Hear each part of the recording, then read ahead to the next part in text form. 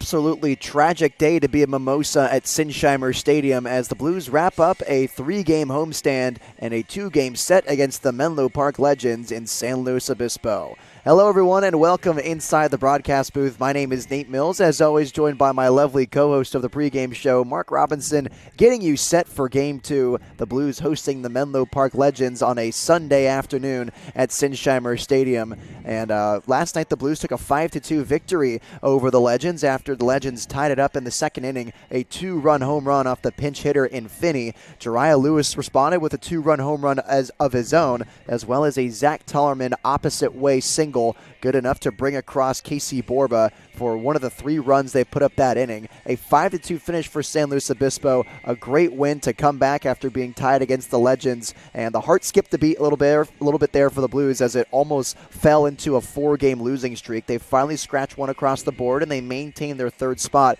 in the CCL playoffs. The Menlo Park Legends, however, on a 6-game losing streak, so the Blues trying to make it 7 this afternoon at Sinsheimer. It was great to see the Blues finally scratch that losing streak last night. Both teams going into the game yesterday, as you said, with a losing streak. One of them had to break it. So glad to see the Blues do it at home in front of a home crowd.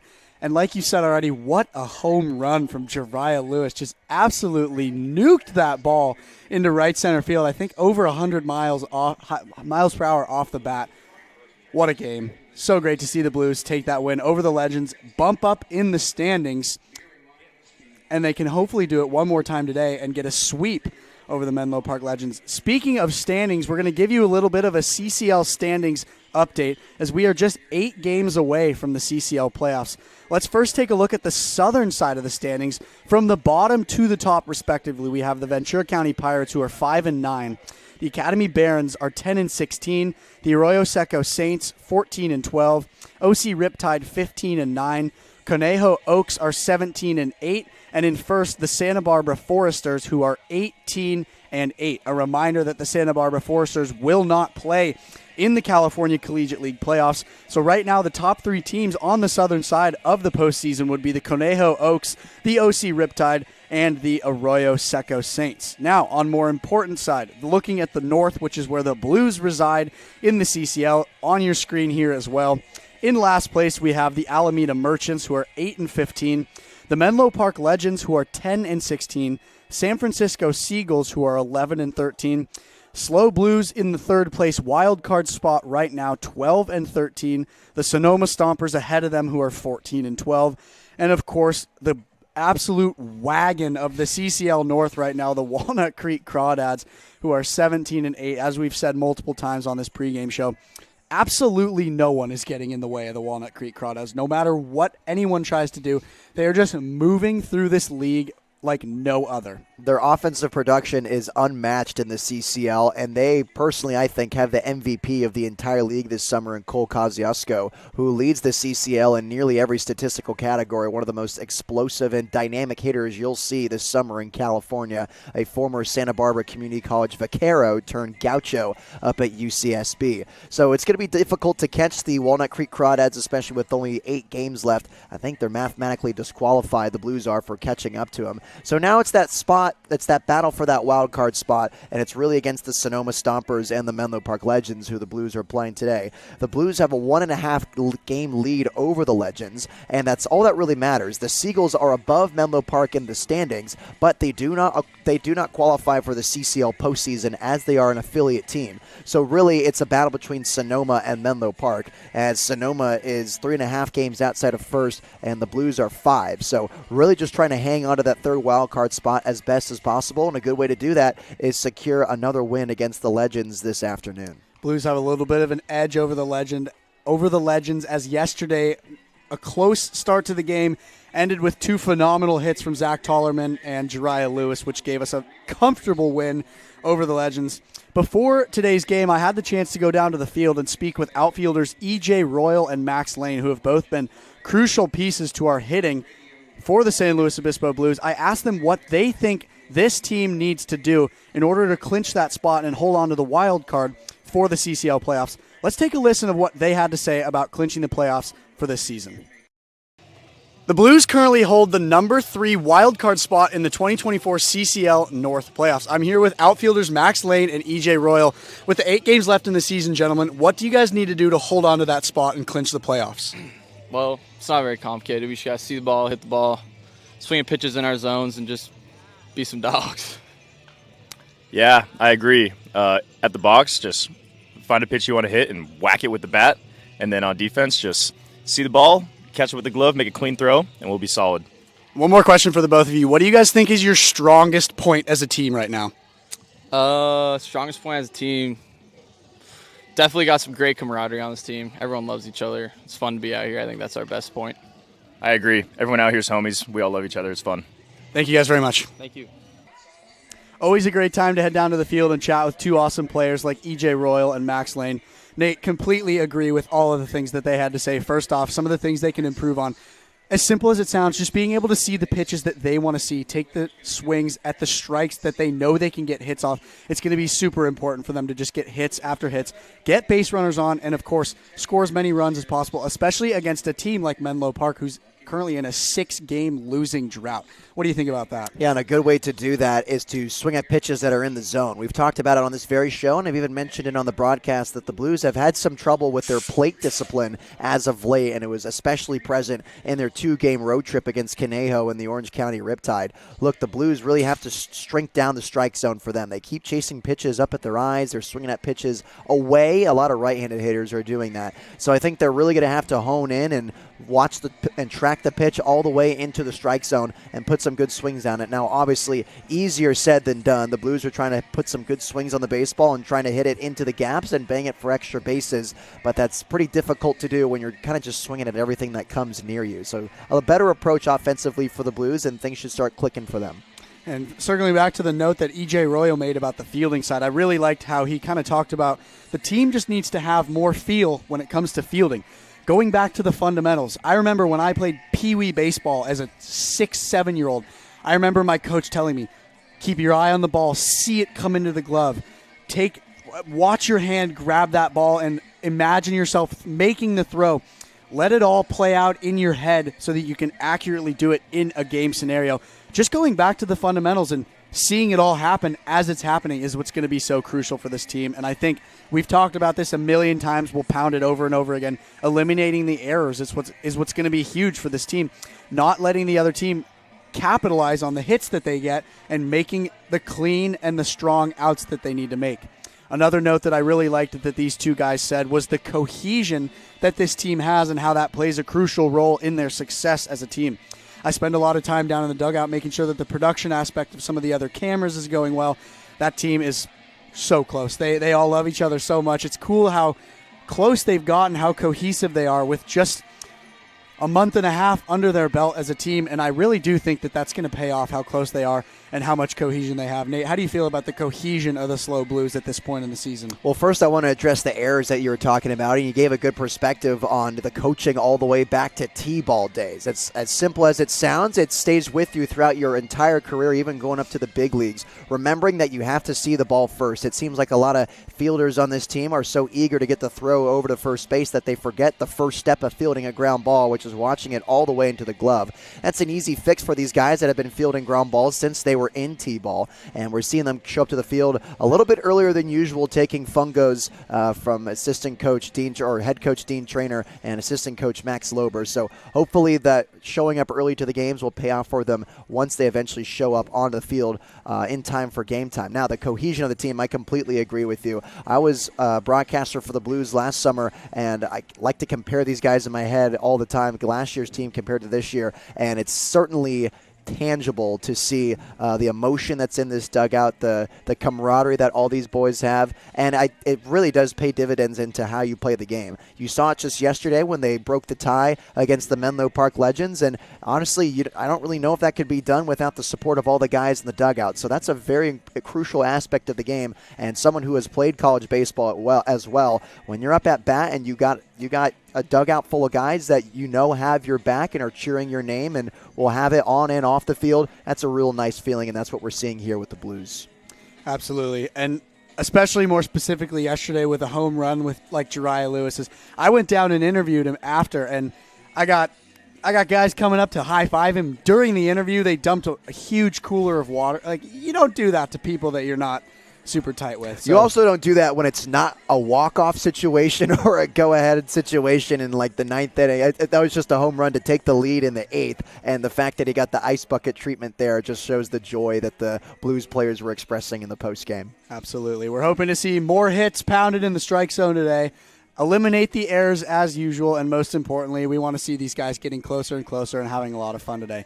Thank you very much for joining us on today's pregame show. As always, I'm Mark Robinson, sitting alongside Nate Mills.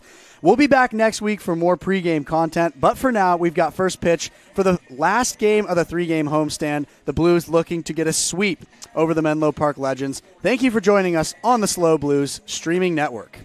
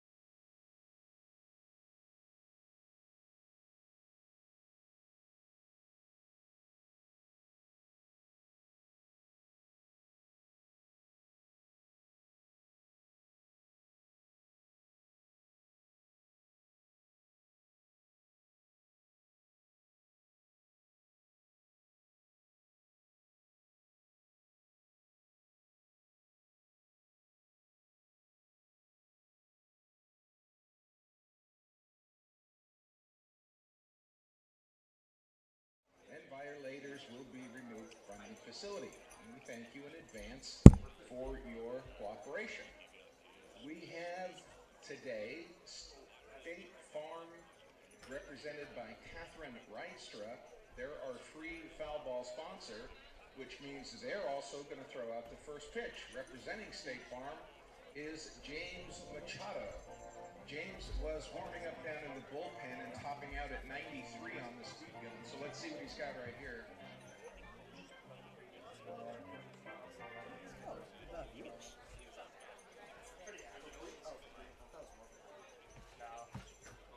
Very well done. High fastball for strike three. Nice job, James. All right, guys, let's get some starting lineups going. Here we go for the Menlo Park Legends. Leading off, number 17, Evan Bilter. Batting second, number 30, John Paul Avila. Batting third, number 25, Dylan Joyce. Batting fourth, number 29, Emmett Finney. Batting fifth, number 9, Rowan Felch. Batting sixth, number 7, Joshua Quinn. Batting seventh, number 1, Ryson Ujimori. Batting eighth, number 50, Max Shore. And batting ninth, number 44, Nicholas Walsh. Pitching today for the Legends is number 4, Cole Roberts. All right, fans, let's hear it for your San Luis Obispo Blues. Here we go. Leading off, number 50, E.J. Royal. Batting second, number 9, Wade Jeffries. Batting third, number 18, Max Lane. Batting cleanup, number 12, Casey Borba. In the fifth spot, number 45, Parker Goff. Batting sixth, number 22, Zach Tallerman. Number 7, number 35, batting 7th, number 35, Jariah Lewis. Batting 8th, number 4, Sam Ardois. Batting 9th, number 5, Jake Hixenbaugh. And on the mound for your Blues tonight is number 25, John Damazio.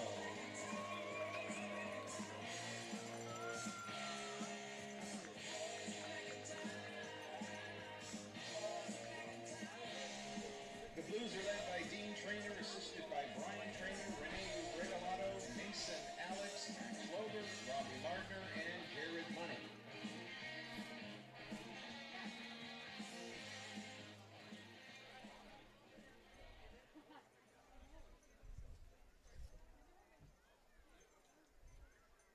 National Anthem tonight brought to you by Hallie Penconkin.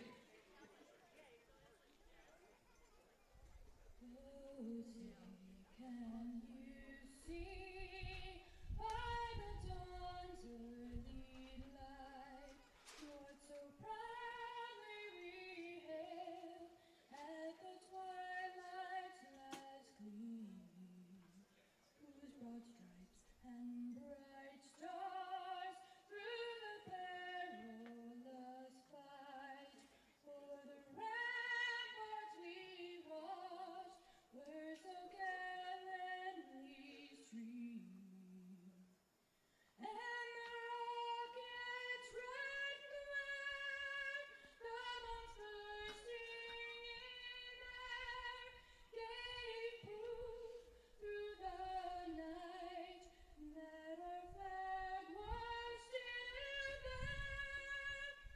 Oh, say does that star-spangled banner yet wave o'er the land of the free and the home of the brave?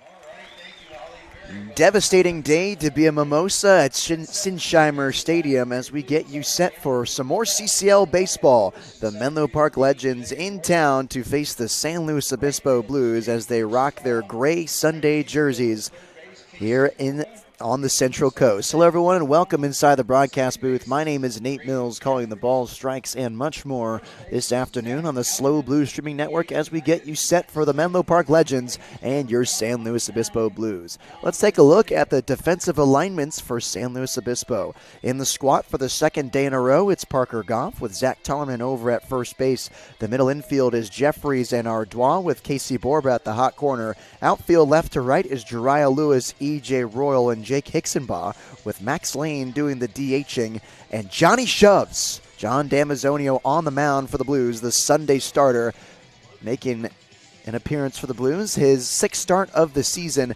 and in 27 innings pitched, he's allowed 17 hits, 9 runs, 8 of them earned, 16 walks to his 44 strikeouts. That's the team leader in strikeouts right there. Also the team leader in strikeouts per 9 with 14.66, making his sixth appearance or sixth start for San Luis Obispo after starting on July 7th against the Arroyo Seco Saints a week ago from today. They got the 3-0 win over the Saints, and in 5 innings of work, he just allowed 2 hits, 4 walks to his 8 strikeouts, and 21 batters faced. No runs against Arroyo Seco, and he gets the nod today against the Menlo Park Legends. Here's the lineup that Damazio will be facing for the Legends. Leading it off, it's Evan Bilter, then it's J.P. Avila. Dylan Joyce in the 3-hole doing the DHing with Emmett Finney cleaning things up. He got a pinch hit 2-run homer yesterday. Rowan Felch bats 5th, with Joshua Quinn 6th. Ryson Ujimori, who came in late to the game, bats 7th, with Maxwell Shore doing the catching for the second day in a row, and Nick Walsh rounding it out, the switch hitter in the 9 spot for Menlo Park. Beautiful afternoon at Sinsheimer Stadium as fans slowly trickle in on just a perfect day here in San Luis Obispo. People enjoying their mimosas after a frosé Saturday yesterday, and the Blues playing their final game of a 3-game homestand at Sinsheimer. After this, they'll take a short little break for the All-Star game being played down at the MLB Youth Academy in Compton, California. After that, they'll play at Eddie Matthews Field the 18th against the Santa Barbara Foresters. They'll return to Sinsheimer on the 19th to host SB once again. But for now, it's just the game today and then the All-Star break that will conclude on the 18th. Just a little short stint of time off for San Luis Obispo. Very similar lineup compared to last night for San Luis Obispo. The only difference is that Gavin Constantine is in the 8-hole instead of or flip that, Artois is in the 8-hole instead of Gavin Constantine today. So leading it off, it's Evan Bilter, the right fielder for the Menlo Park Legends, a Pleasanton, California native and an ore digger from the Colorado School of Mines. Middle infield plays back, and Casey Borba with his toes up on the grass as Damazio comes set from the stretch, gets ready for the first pitch of this afternoon. Fastball that misses high at 2:08 p.m. at Sinsheimer Stadium. Bit of a late start. We've seen a lot of those lately as we finish the end of the year. 75 degrees and sunny on the Central Coast. Could you ask for a better day to watch some baseball? Here's the 1-0. This one swung on and missed from a fastball by Damazio, 1 ball and 1 strike. Evan Bilter enters today's game with a .314 batting average, making his 27th start of the summer, has 22 hits in his 70 at-bats, only 2 of them good for extra bases, and they were both doubles. Fastball off the hands and leaping over the head of Jeffries. There goes the no-hitter for Damazio. Leadoff base runner for the Menlo Park Legends, and they get going early in the top half of the first. Looks like Braden Jeffries had trouble sizing up that baseball that was softly hit off the hands of Bilter. It just leaked over his glove. A very delayed jump to try to grab it. It plopped into shallow right center field, and now Bilter's aboard with a base hit. 3 stolen bags on the season for the two-way player, Evan Bilter. As he takes a sizable lead at first base, it's JP Avila, the uncommitted outfielder from Kenyatta College, as the first offering from Damazio misses high and outside. 1 ball, no strikes.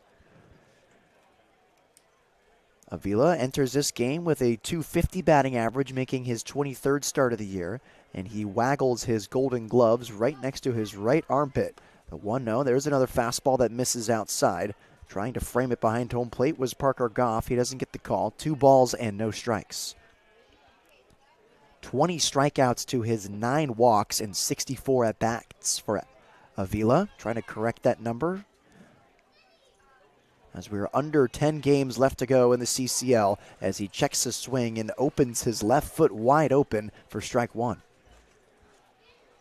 Looking to call a 4-year college home after 2 years at Kenyatta College, where he earned Coast North Conference first team All-League this past season as the RBI leader with 48.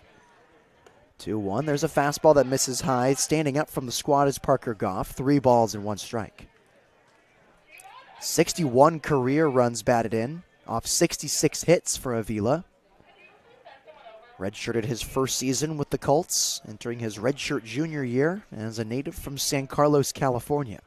Here's a 3-1 from Damazio. It's a slider hitting the inside part of the plate. 3 balls and 2 strikes. Runner on first base, it's Evan Bilter, who led off this inning with a base hit.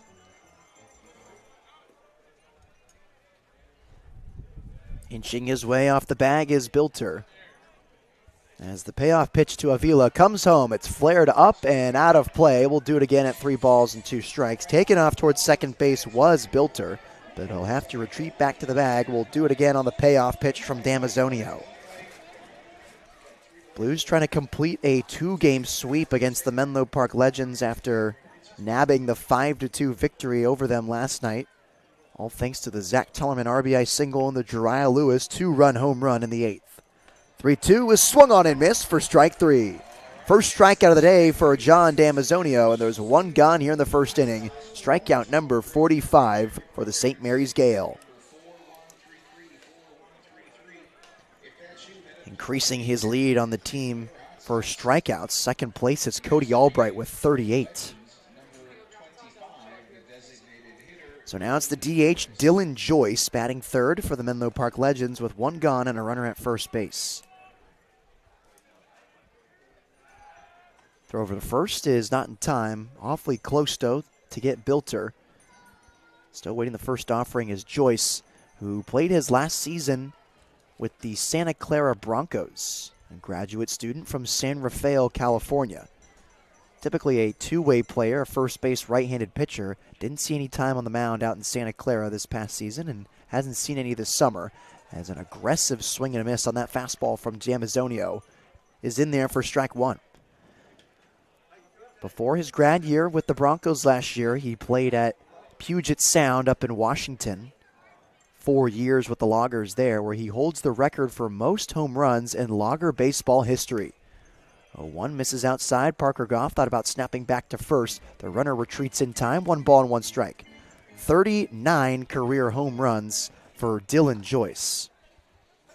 He has 4 this summer for the Menlo Park Legends, so the power is certainly there. Had a career slugging of .652 in 4 seasons played with the Loggers. Another throw back to first is not in time. Still awaiting the 1-1 offering is Dylan Joyce. 7 extra base hits this summer in his 16 hits, so that slugging is translating into his time with the Legends. Here's the 1-1. He's late on the fastball, and he fouls it straight back over the netting. Now 1 ball and 2 strikes to the heavy hitter from Northern California. Had a .377 slugging and his .278 average with the Broncos.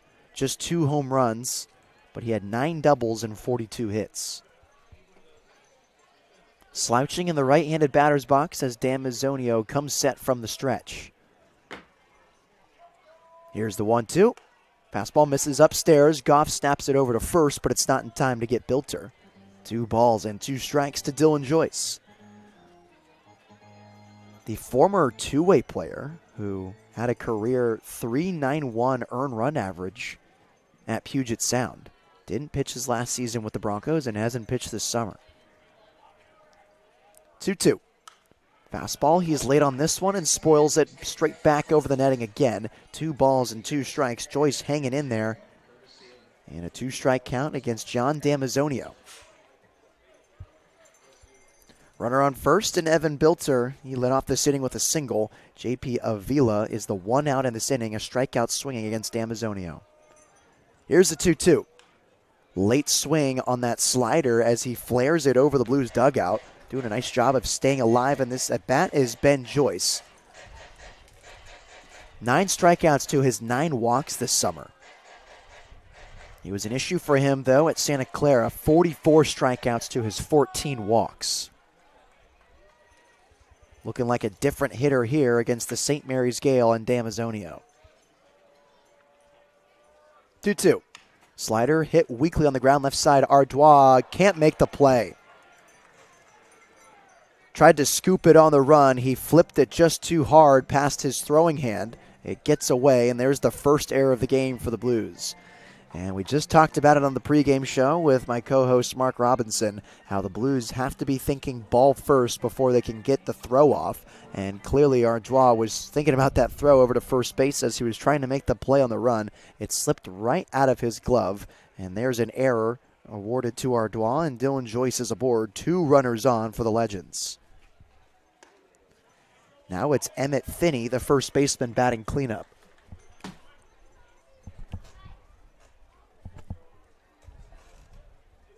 Finney last night pinch hit for the Menlo Park Legends and played the role of a hero as he tied the game with a 2-run bomb out to left field.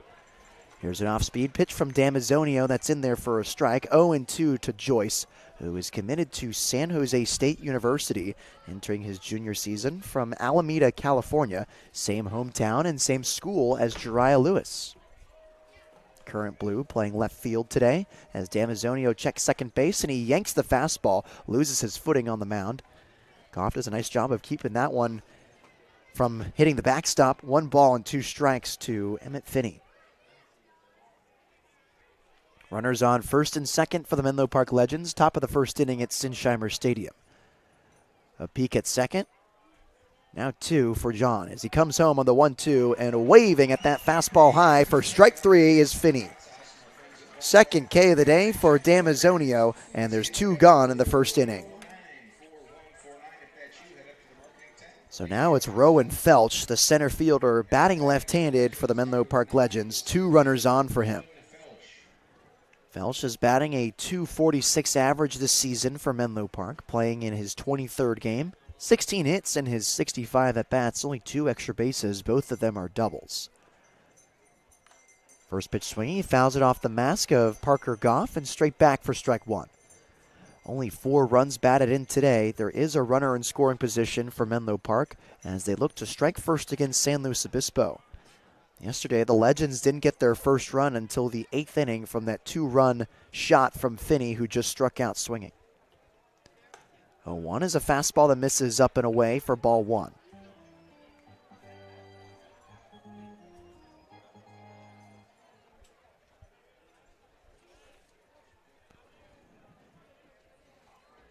Damazio pumps his left foot from the stretch. Now comes home and checking his swing. They appeal. He didn't go around. Rowan Felch gets a call there as he checked his swing on the changeup below the zone. 2 balls and 1 strike to the Anteater from University of California, Irvine. Here's the 2-1. Half swing on that cut fastball inside part of the plate. 2 balls and 2 strikes to Felch. And Damazio is a pitch away from recording his 3rd strikeout and 3rd out. Rising junior from Palo Alto, California, with a runner in scoring position. He has the chance to strike first in this game for his Legends. Here's the 2-2. Fastball looking, strike 3. John Damazio strikes out the side and leaves 2 runners on for the Legends. We'll head to the home half of the first inning, scoreless. I'm Nate Mills on the SLO Blues streaming network.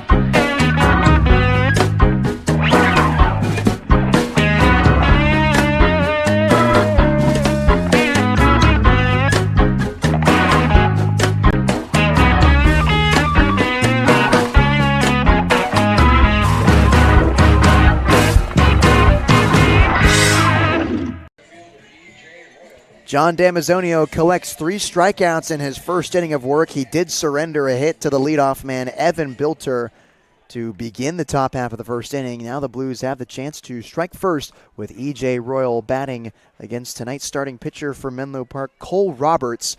No relation to the former LMU Lion and son of Dave Roberts, manager for the L.A. Dodgers. E.J. Royal leads off, and then it's Braden Jeffries and Max Lane as Royal swings and misses at the second pitch from Roberts for strike 2.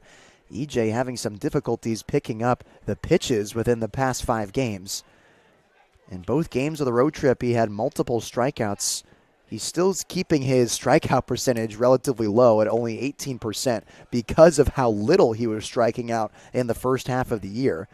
But ever since he started to increase that exit velocity and started to lift the ball, we've seen the strikeout numbers come up and actually occur more often than the hard hit balls for EJ. 1-2 is flared up and out of the stadium on the right side. We'll do it again at 1-2 strikes. EJ last night did collect an RBI single in the third inning. He was 1 of 3 with a strikeout in the first, a fly out to center, also walked in the fifth, stole a bag, and was stranded in scoring position. This one softly hit into shallow right, and it leaks into the grass for a base hit. EJ Royal leads off the home half of the first with a bloop single to get things going for Braden Jeffries. And that's vintage EJ Royal. That's what all of his base hits looked like to begin the season. He would string together 2 or 3 of those in a given game, and then all of a sudden he'd string games like that by the 3s and by the 4s. So now it's Jeffries, one of the most dynamic players in not just on the Blues, but in the entire CCL. He takes a look at ball 1 with a runner on first base. Jeffries last night was 1 of 4. He had a single of his own back in the third inning in game 1 against the Legends as he looks at the fastball outside for ball 2. Flew out to right, grounded to short, and struck out in the first inning. It wouldn't be a Blues baseball game without a Braden Jeffries base hit, and he tabbed one back in the third. Here's the 2-0. Here's a fastball. He checks his swing, but it's a ball that misses just above the zone. 3-0 to Jeffries, one of the 3 left-handers in today's lineup for Dean Traynor. Royal softly shuffles off the bag at first, a normal lead over there, as there's 4 straight to Braden Jeffries, and he's on board with a walk. Back-to-back base runners for the Blues, and they're in business in the home half of the first inning. Now it's Max Lane who is doing the DHing and batting third this afternoon for San Luis Obispo. Had 2 hits yesterday, a double that was clocked in at 100 miles an hour. Also a single, a strikeout swinging, and a grounder to the shortstop, a 2-for-4 afternoon. The Newport Beach native and Harvard Crimson now with an opportunity to cash in the first run of the game with a runner in scoring position. First pitch swing on the fastball up at his eyes, no balls and 1 strike. And we've talked about the tendencies of the Blues hitters as of late to chase that fastball up in the zone, up and out of the zone, really. And we see it right here with Max Lane, who wanted all of that one with the left center gap wide open. Here's an off-speed pitch that nudges the outside corner. Lane doesn't agree with it as he's quickly down to the count, no balls and 2 strikes. No one out, 2 runners on for San Luis Obispo, and Casey Borba on deck. Here's Lane for the first time today as Roberts double takes at second base. This one squibbed down the third base line and in front of the Menlo Park dugout. We'll do it again at no balls and 2 strikes.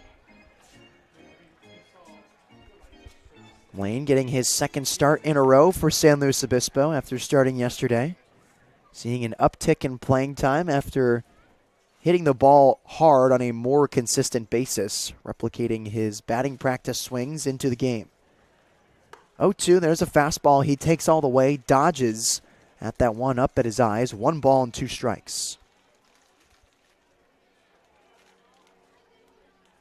And while the slugging numbers weren't necessarily all there at Harvard, you can just tell that the potential is there based on his frame and just how he swings it as he towers this one into center field. Felch going back on it. He circles around as the wind took it. Tagging it off second base and heading to third is EJ Royal off the fly ball out from Max Lane that absolutely hit a concrete wall in the sky for the first out of the inning. And that's just how it plays at Sinsheimer Stadium. At the majority of parks in the CCL, that definitely lands for at least extra bases, if not a home run. But some nice base running from EJ Royal to tag up from second base and advance to third. So now the go-ahead run is 90 feet away for Casey Borba. Runners at the corner for the third baseman batting cleanup. So Casey at the start yesterday was 1 for 3, a single back in the second, 2 pop-outs, and a walk in the 8th. He came around to score there off the RBI single from Zach Tollerman. He looks at the first pitch, fastball high to him, 1 ball, no strikes. Middle infield playing deep and double play depth, trying to induce a ground ball from Borba. He flares this one on the opposite way instead. The first baseman, Finney, battles the sun, and he makes the one-handed grab for the second out of the inning.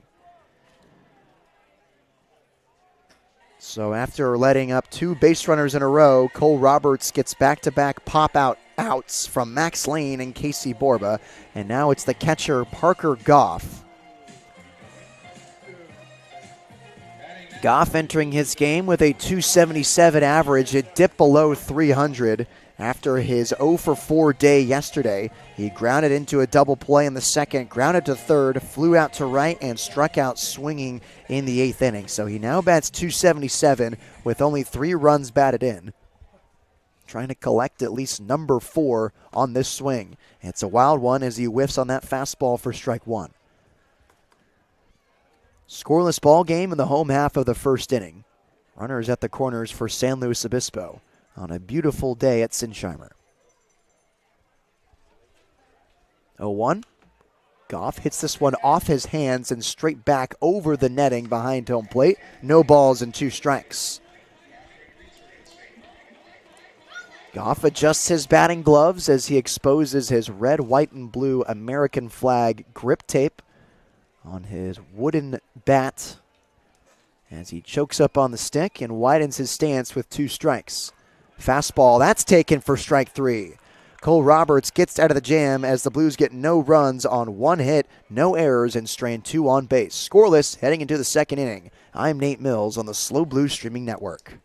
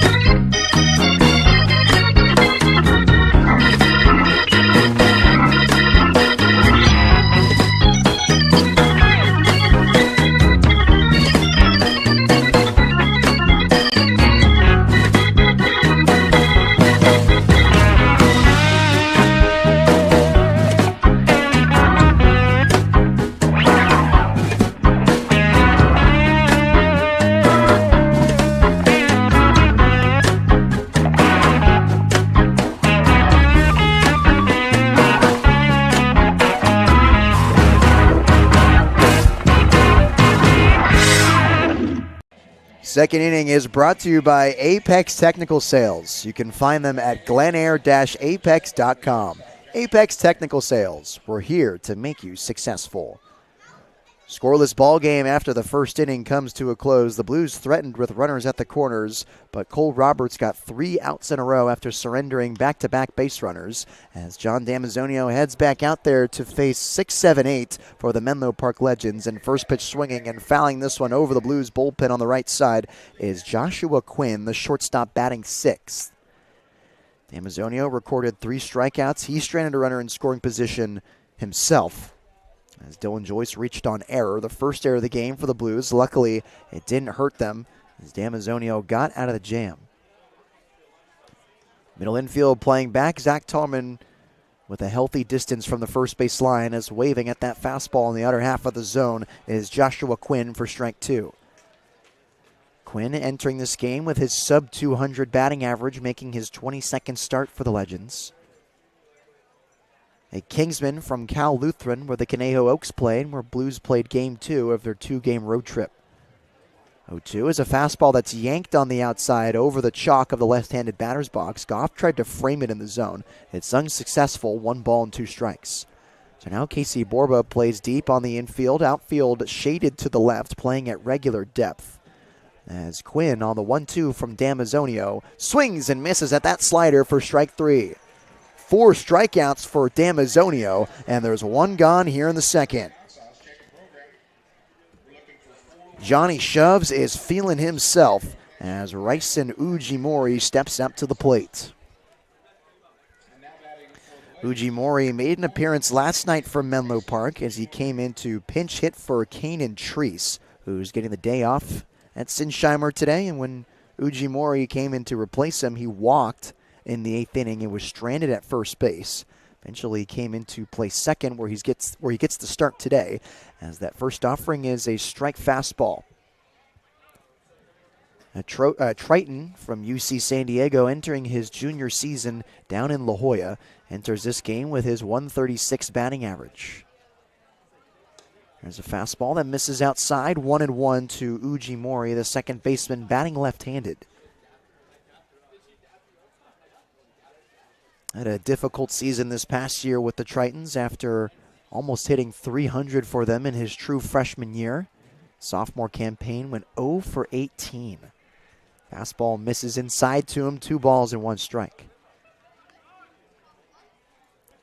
9 strikeouts, no walks this past season. He was hit by pitch 7 times, though. 2-1. Waving at that fastball up at his neck, 2 balls and 2 strikes. That has got to be the most interesting stat line I have ever seen in my life.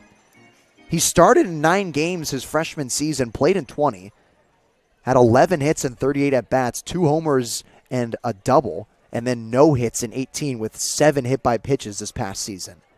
Fastball taken for strike 3. 4 Ks in a row for Damazio, and there's 2 gone in the second. Fastball on the inner black from John Damazio, and Ujimori didn't even lift the bat off his shoulders. 2 gone in the second inning. That's Ujimori's 15th strikeout of the season. More strikeouts than games played as Maxwell Shore digs up. The catcher, wearing number 50 and batting 8th, waves at that fastball low and outside for strike 1.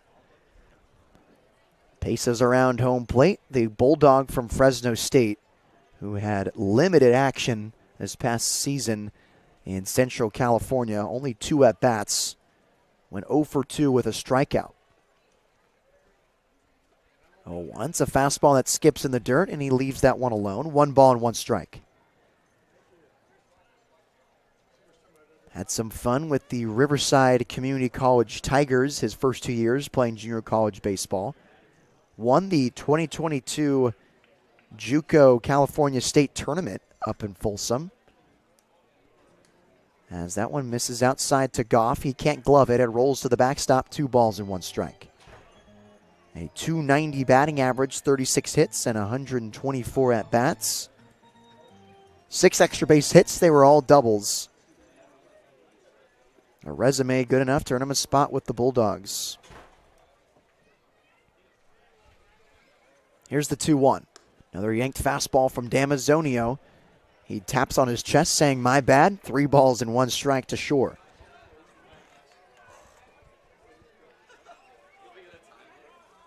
John digs back in the 3-1 count.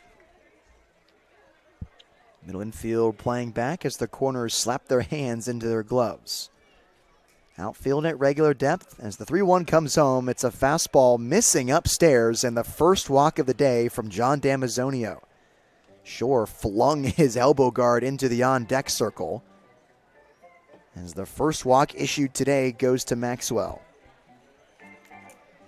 So a 2-out base runner for the Legends, and now it's Nick Walsh, the switch hitter, batting left-handed against the right-hander Damazio.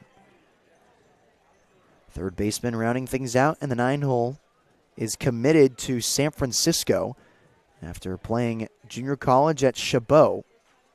He checks his swing, and he didn't go around. They appeal to the field umpire. They get no call, so he didn't go around. Last season with the Gladiators at Chabot, hit a .277 average with a .504 slugging. How about that? 39 hits, 15 doubles, 5 homers, and a triple.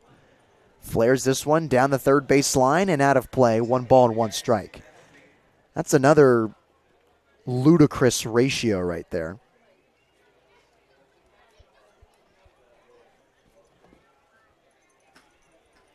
It'll put the hurt on you, and it's enough that it caught the attention of the Dons coaching staff out in San Francisco proper as he swings and misses at that changeup for strike 2. Damazio is 2 strikeouts away from being first in the CCL. He has 5 today, just issued his first walk against Maxwell Shore, who has an average lead over at first base. Up tall in the left-handed batter's box is Walsh as he leaves that one all the way for ball 2. Deuce is wild to the switch hitter from Pleasanton, California, a runner on first. Scoreless game in the top half of the second inning. Damazio peaks at first, now comes set at the stomach. Strides and shoots, swings and misses for strike 3. Damazio strikes out the side for the second inning in a row, and the side is retired. They strand a runner on first, no hits, 1 left on base, no errors. It's scoreless heading to the home half of the second. I'm Nate Mills on the Slow Blues Streaming Network.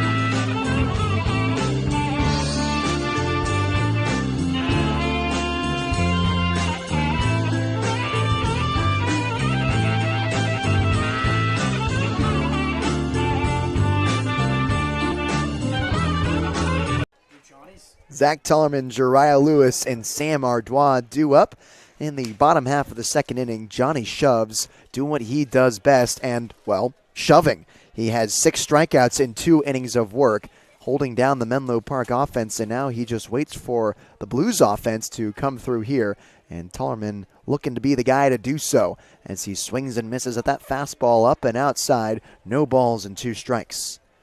Tollerman got the start yesterday. He was 1 for 4 with an RBI single in the 8th inning. Here's the 0-2. Fastball that skips in the dirt outside. It kicks off the shin guard of Shore and rolls into the on-deck circle for the Blues. 1 ball and 2 strikes to Tollerman.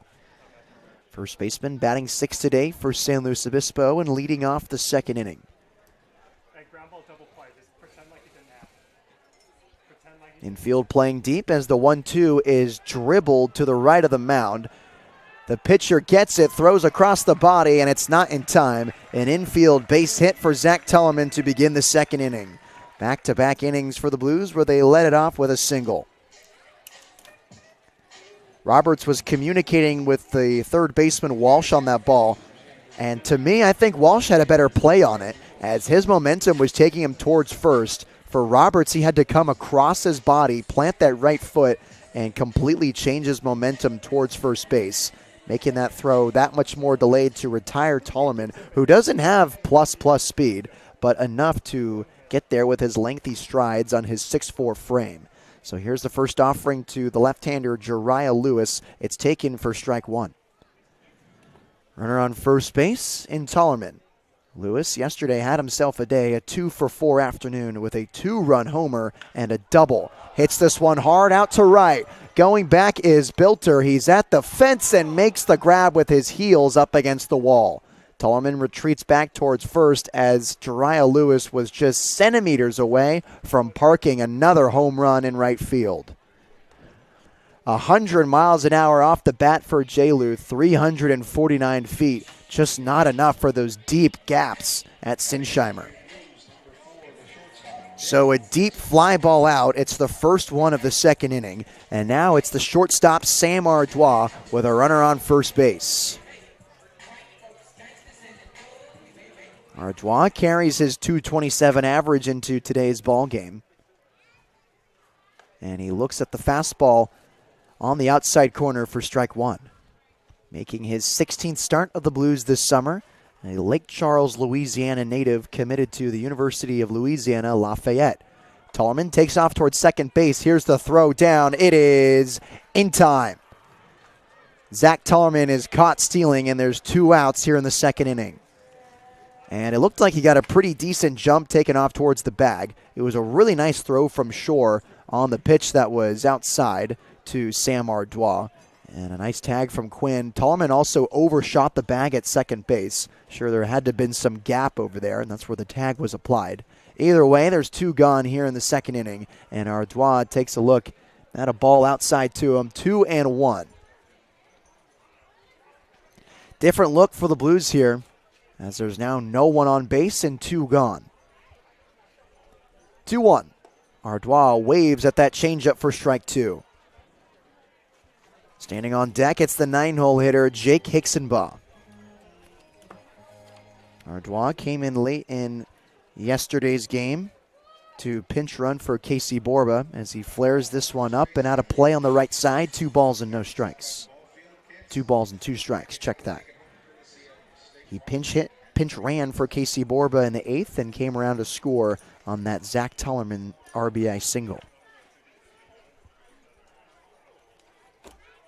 Cole Roberts comes set with 2 gone, bases empty. There's a fastball on the outside corner for strike 3. Sam Ardois goes down looking for his 14th strikeout of the season, and the side is retired. Another scoreless inning for the Blues as we head into the 3rd. I'm Nate Mills on the Slow Blues Streaming Network.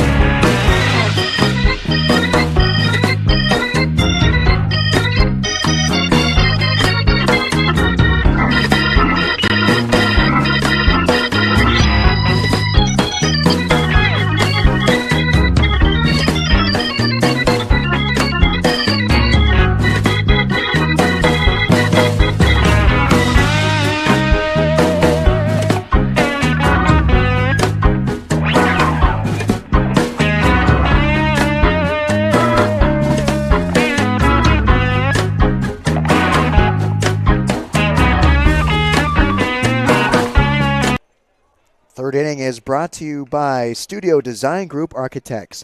You can find them at sdgarchitects.com.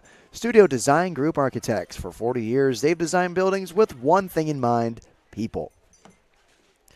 Leading things off in the third inning, it's Evan Bilter, then JP Avila, and Dylan Joyce for the Menlo Park Legends in a scoreless ball game with Damazio back out there for the third time. 0-1 from Bilter is taken outside, popping out of the mitt of Parker Goff. 1 ball and 1 strike to the right fielder who singled back in the first inning. First hit of the day for the Menlo Park Legends. He was stranded at second base. Fouled straight back into the netting, 1 ball and 2 strikes. To the redshirt junior from Pleasanton, California, carrying his .314 batting average into today's game. Got the day off yesterday. Came in late to hit for Vaskin Smith, where he was hit by a pitch. Gunned out at second base. Swung on and missed, strike 3. Damazio is first in the league with strikeouts. Unreal day for Johnny Shove so far, as that's his 7th. Had to double check that. 2 1/3 innings of work, he has 7 strikeouts. So now it's JP Avila, one of the 7 strikeout victims from back in the first inning. Stepping up with 1 gone. This one's hit hard down the left field line, but it will land foul. No balls and 1 strike. Avila still looking for a place to call home, uncommitted from Kenyatta College. Had a pretty good career there with the Colts. A .274 career average, a .465 slugging, and a .368 on base. That will certainly play at the next level. 0-1 from Damazio. Nice slider, whiffling underneath the barrel of Avila. No balls and 2 strikes. 17 inches of horizontal break on that Damazio slider. You wonder if he'll come back to that one or punch it inside with the fastball. Here's the 0-2. It's the fastball. Blew it by him for another strikeout. 8 strikeouts for John Damazio. He is just waltzing through this Legends lineup. Now it's Dylan Joyce, who reached on error back in the first inning. A fumbled ground ball from Sam Ardois. DH batting third, trying to end this string of strikeouts. 3 in a row from Damazio as this one squibbed down the third base line, and it rolls and stops in the foul grass for strike 1. Grad student from San Rafael. Spent his last season with the Santa Clara Broncos after a full career with the Puget Sound Loggers, playing for Coach Halstead down in Central Washington. 0-1. Chopped on the ground left side, charging it is Borba. Here's the throw on the run after pumping it in his glove, and the side is retired. 3 up, 3 down for John Damazio. He has 8 strikeouts through 3 innings of work. It's a scoreless ball game heading into the bottom half of the third. I'm Nate Mills on the Slow Blues Streaming Network.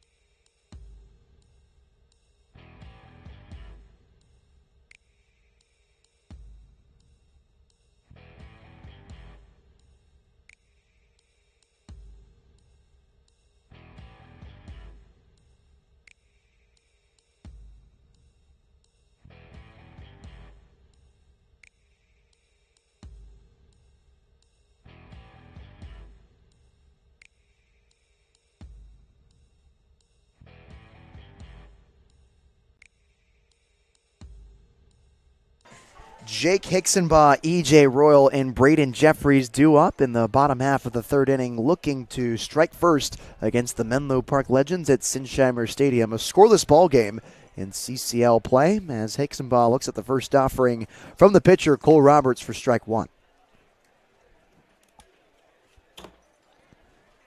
0-1 is dribbled foul right behind home plate. No balls and 2 strikes. Hicksenbaugh got the start yesterday as well, hitting ninth and playing right field. He was 1 for 3 on the day, a single with 2 stolen bags, beefing up his team lead in stolen bases with 17. Scored a run after reaching on a fielder's choice as well. He swings and misses at the fastball for strike 3. Jake Hicksenbaugh strikes out on 3 pitches. That's the third of the day for Cole Roberts, and there's 1 gone here in the third. So now it's EJ Royal who softly hit a single into right field to begin the bottom half of the first inning. He was stranded at third base after tagging up on the fly ball out from Max Lane.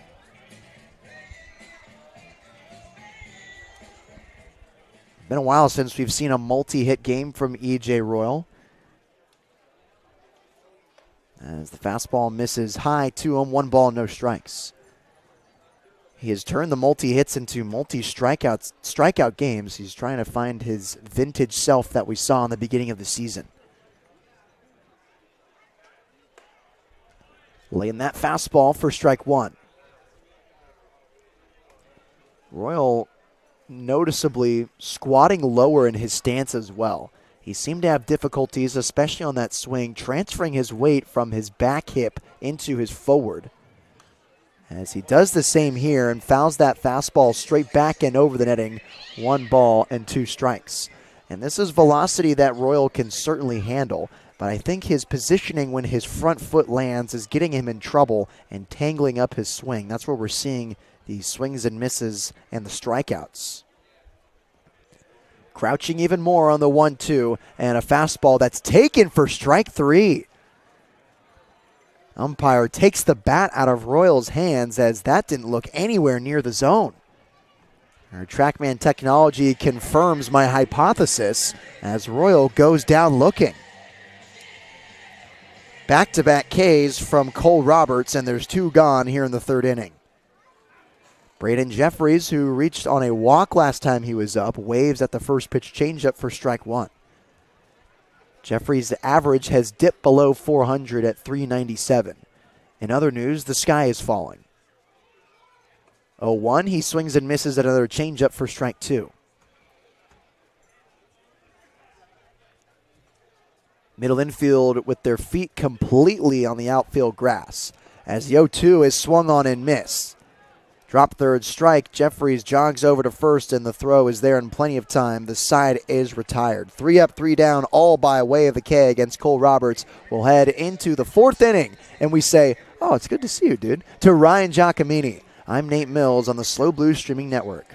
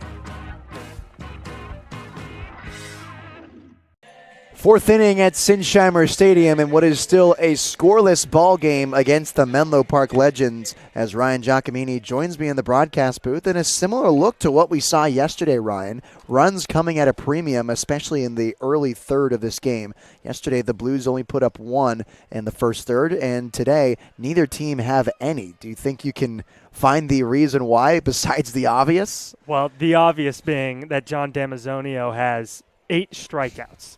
He's pounding the strike zone, but even for the Blues, they have 5, something they would like to clean up, start putting some balls in play.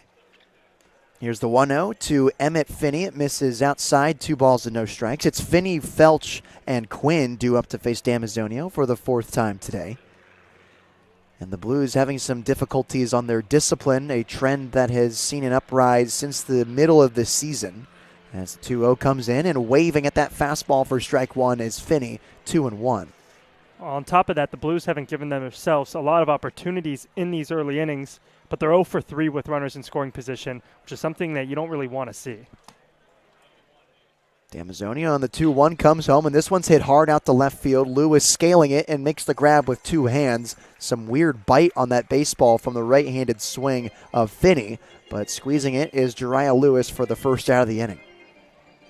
Very hard hit ball, but right at the teal blue glove of Jariah Lewis. He just took a few steps to his left, stuck it up, and fell right into the pocket. Talked with Jariah before batting practice a few games ago. He's got the Rawlings teal blue glove. He's been a Rawlings guy his entire life as that fastball misses up and outside to Rowan Felch, the center fielder hitting left-handed, one of the 8 strikeout victims. He's got the H-webbing, which is something I'm a big enthusiast of as well. I've always had the H-webbing, which, if you're unfamiliar with that, looks like it's a tic-tac-toe type of grid, as that fastball is blown by Felch for strike one. It looks like an H, really. And some guys like the W webbing, which is a lot of seams there. Was never a big fan of that. Rawlings makes a lot of those, but Lewis has the H web. 1-1. Pop straight up and back out of play over the restrooms at Sinsheimer. 1 ball and 2 strikes.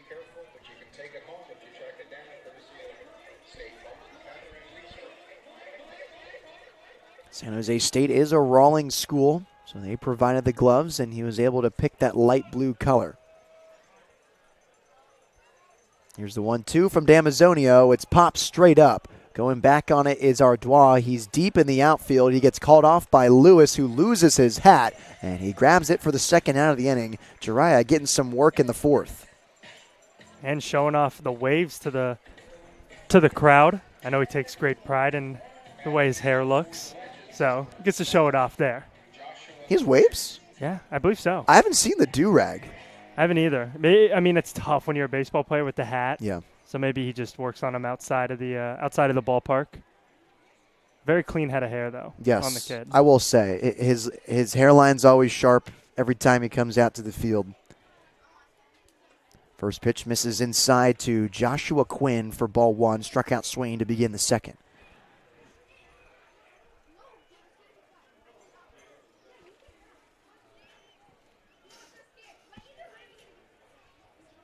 Wind blowing out to left field with 2 gone. 2 fly ball outs from John Damazio, both going to Jariah Lewis and left. As swinging and missing at that fastball is Joshua Quinn for strike 1.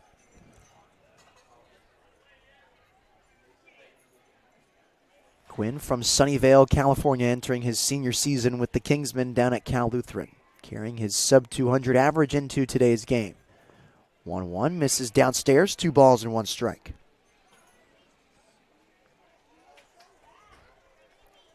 As a part of the SCIAC Tournament Championship team at Division III Cal Lutheran, advanced to the NCAA Championships. 2-1, there's a fastball hitting the outside edge. 2 balls and 2 strikes to Damazio. Looking for his 9th strikeout of the day.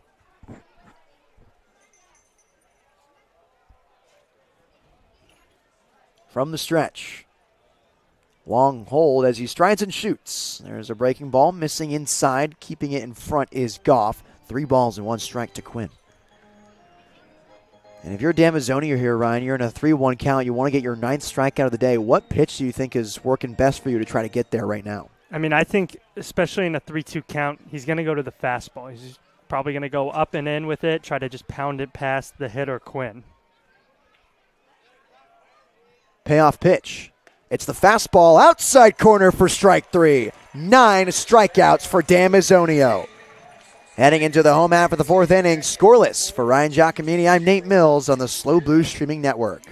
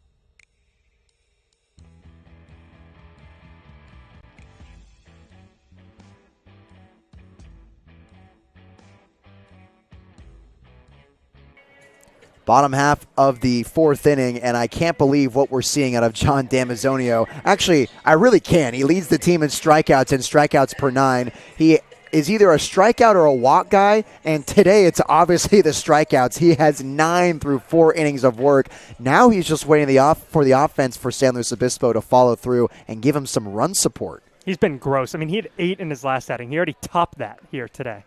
Just in 4 innings of work as Max Lane takes a look at ball 1 outside. He leads off the 4th inning after flying out to Felch in center field, a ball that was tattooed in deep center. And it's Casey Borba and Parker Goff due up this inning. Middle of the order can slug for the Blues. Those are 3 guys who can certainly punish a baseball. As that fastball hits the outside corner, Lane bends his knees in disagreement, and it's 1 ball and 1 strike to him. And at least with a home plate umpire, he's calling those pitches on the outside corner to right-handers as this one's chopped down the third base line and foul. At least he's consistent with it. As a hitter, you would take that rather than a sporadic, home plate umpire. If you're expanding the zone out that way, just at least have that be today's zone. And he's done a pretty good job of that. I mean, obviously the hitters would like for it to be absolutely perfect, but no umpire's perfect, and if he's going to be consistent, they'll take that. 1-2, he gets underneath it, and it's hit into shallow center field. Felch calls everyone off, and he makes the running grab. His hat flies off for the first out of the inning. 2 fly ball outs to center for Max Lane, one of them for the first out of the 4th. Now it's Casey Borba who popped out to the first baseman Finney the last time he was up. Batting now for your Blues, number 12, Casey Borba. Borba, a .224 hitter heading into today's game. 14 runs batted in on his 15 hits. He'll come through when you need it most, but he stands in with bases empty for the Blues and a strike 1 call against Cole Roberts. There is an arm getting loose in the Menlo Park bullpen, taking his time, kicking around the dust on the hill. As that one skips in front of home plate and outside, 1 ball and 1 strike to Borba.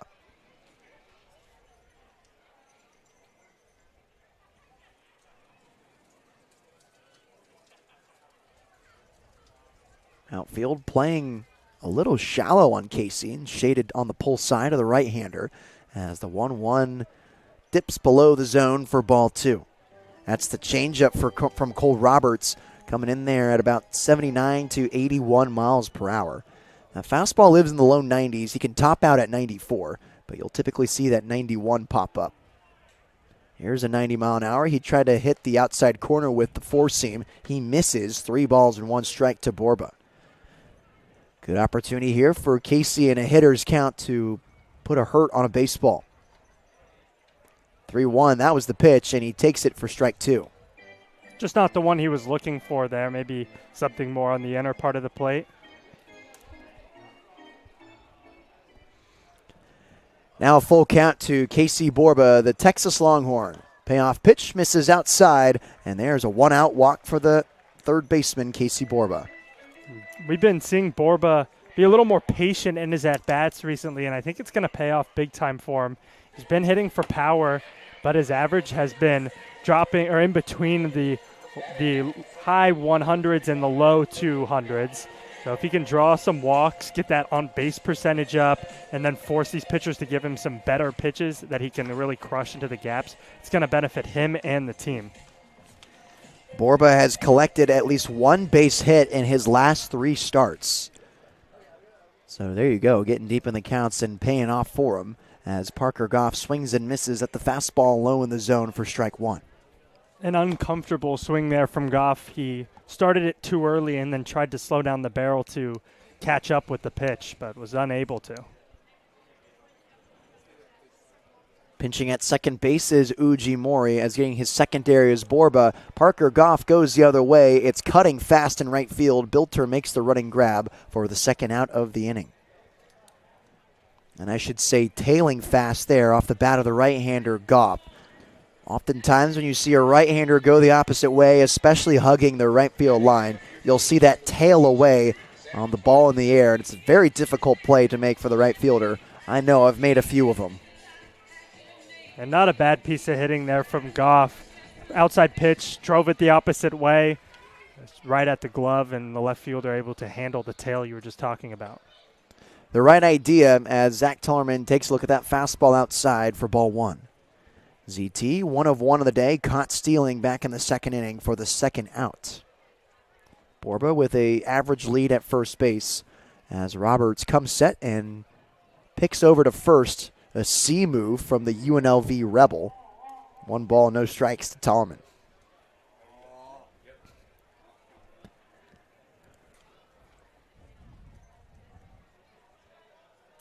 Here's the 1-0. This one gets out of the way of Shore, and Borba takes off towards second base. He's thinking about third and holds his stride up at second. A runner in scoring position for San Luis Obispo.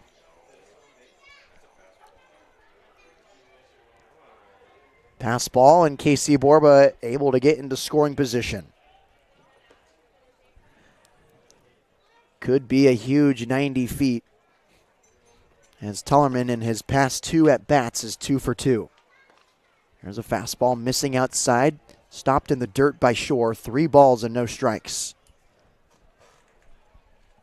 This is what Tellerman is known for, getting ahead in counts, and then either poking base hits anywhere in the outfield or drawing walks. Infield shaded to the left on the third base line as the 3-0 comes in down the middle of the plate for strike 1. On deck, it's Jariah Lewis. He flew out to right field last time he was up. 2 gone with a runner in scoring position in Casey Borba, who advanced on the pass ball. 3-1, Tellerman swings hard and pops this one straight back into the orange bleachers behind home plate for strike 2. Tellerman going to have to shorten his swing here with 2 strikes. And based on what you're seeing today from Roberts, he's got a 4-pitch arsenal, the slider, the curve, change, fastball. What are you sitting here if you're Tellerman?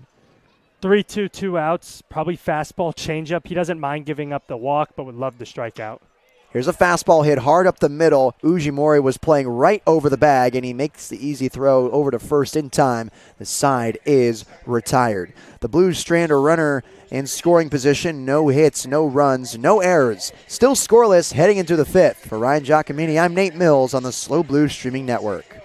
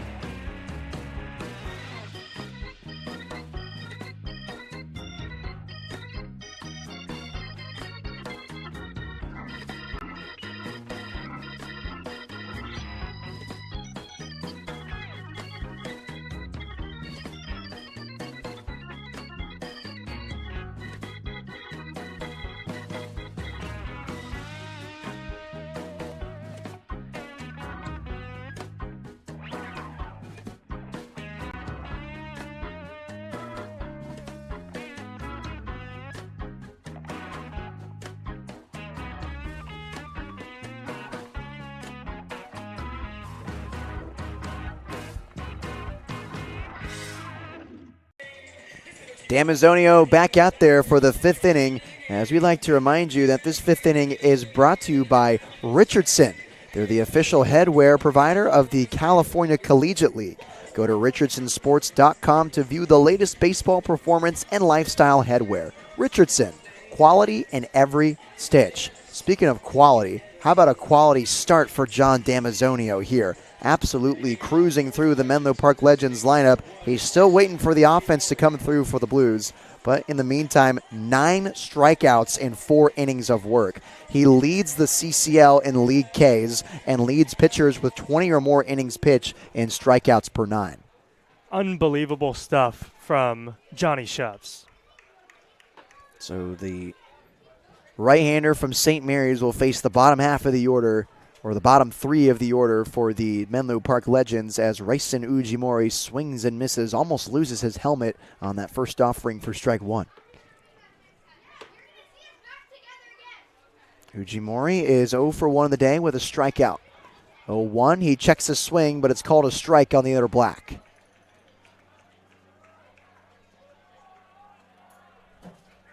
Damazio could go one of 3 ways here: blow the fastball, sink that changeup, or bite his hands on that slider.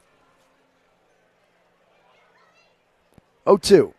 It's the fastball, tried to blow it by him. Ujimori was late. He fouls it straight back into the net behind home plate. No balls and 2 strikes. And I think that one caught a little more zone than Damazio was hoping it would. It was a very hittable pitch for Ujimori ahead of 0-2. But now, because he fouled it back, it works as a good setup pitch. He could definitely drop the changeup low and away, or even come with the slider that starts on the outer half right in that same tunnel. 0-2. Fastball, that one just misses up and outside. 1 ball and 2 strikes. Just a miss there from John Damazio. As Ujimori opens his stance and jitters in the left-handed batter's box. Here's the 1-2. Fastball, he's late on this one too, and fouls it up and back out of the stadium. We'll do it again at 1 ball and 2 strikes.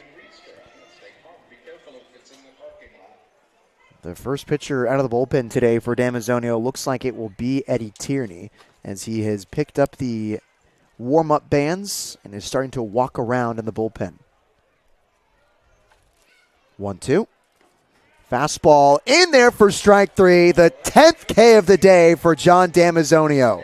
4 1/3 innings of work. He has double-digit strikeouts. Unbelievable stuff from John Damazio. Only 3 batters who have got out today were retired not via the strikeout. That's just unheard of. Having himself a day out there on the bump, as there's 1 gone for Maxwell Shore, who walked back in the 2nd inning. The only walk today for Damazio. Fastball missing up and outside. Goff stops it right above his head. 1 ball, no strikes to Shore.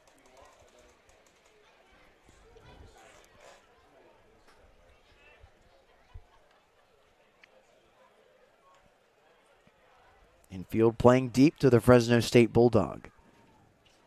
Damazio comes through on the stretch, and whiffing at that slider is Shore for strike 1. And a bullpen arm getting loose in Tierney isn't too surprising.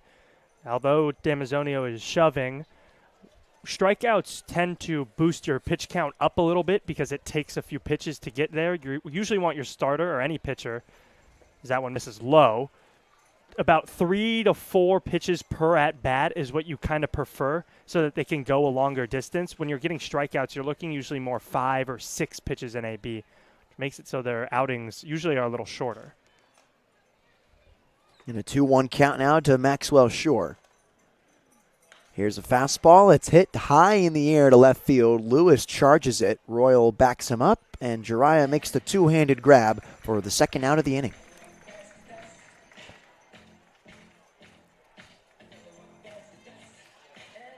4th non-strikeout out of the day. Now it's the 9-hole hitter, Nick Walsh, switch hitter, batting left-handed against the righty Damazio. Third baseman struck out swinging to end the 2nd inning.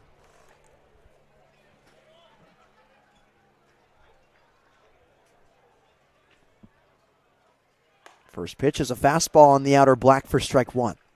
And the Blues infield must have the scouting report on this guy. Casey Borba's playing right in that 5-5 hole, and Sam Ardois is playing a little more up the middle. Everybody shifted to the pull side. And Jariah Lewis hugging that left field line out in left field as the 0-1 is whiffed. A changeup dipping below the bat of Walsh for strike two.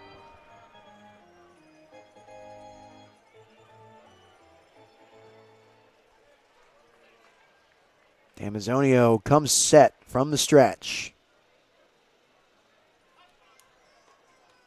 Long hold. Here's the 0-2. There's a fastball missing outside. 1 ball and 2 strikes to Walsh. The San Francisco commit from Pleasanton, California, entering his junior season after 2 years of JUCO ball, 1 at Ohlone and 1 at Chabot. 1-2. Dribbled in front of the Blues dugout. We'll do it again at 1 ball and 2 strikes. Slider that got into the kitchen of the switch hitter batting left-handed.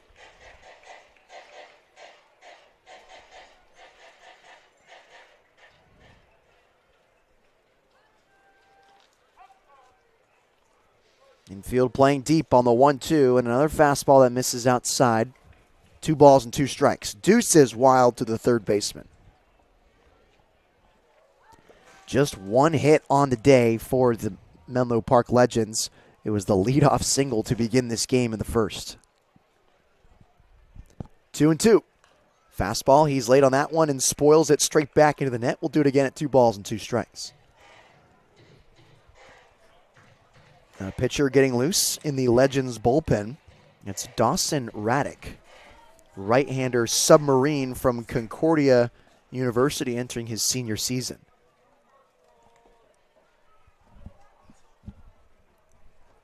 Here's the 2-2. Chopped right behind home plate, and staying alive with 2 strikes is Nick Walsh. Nice at bat for him. This summer he has 11 strikeouts to his 5 walks. And in this past season with the Gladiators at Chabot, 35 to his 25. Home plate umpire walks Damazio back to the mound, perhaps giving him a warning about his setting or his feet landing on the mound. I've seen Damazio kick up the dirt in front of the rubber a couple of times today, including when he first towed it in the first. He was kicking it around for maybe 15 or 20 seconds. Maybe the umpire just making sure that everything's okay with the mound and that we can continue the game.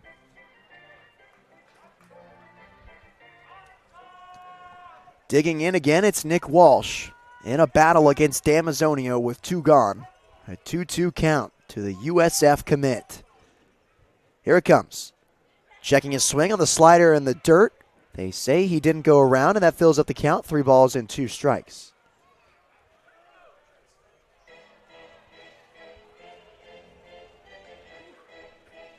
On deck, it's the leadoff man, Evan Bilter, who's 1 for 2 on the day.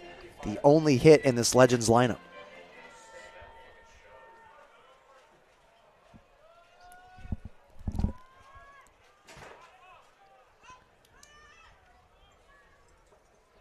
Here's a 3-2 from Damazio.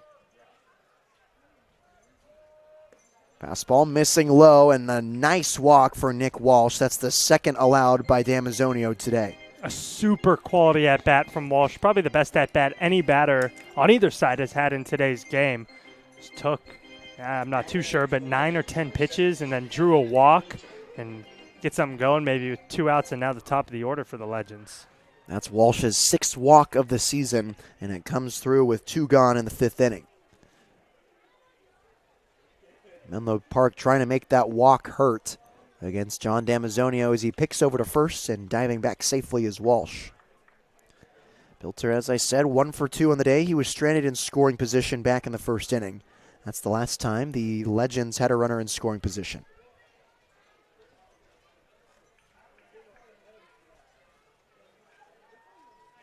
There's a fastball missing high to Bilter. 1 ball, no strikes.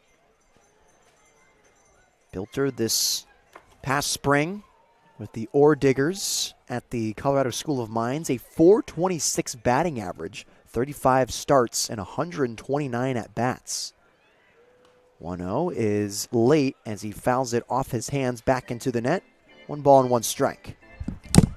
55 hits, 17 doubles, and 2 home runs. Good for a .605 slugging percentage. Cartoonish numbers out there in elevation in Golden, Colorado.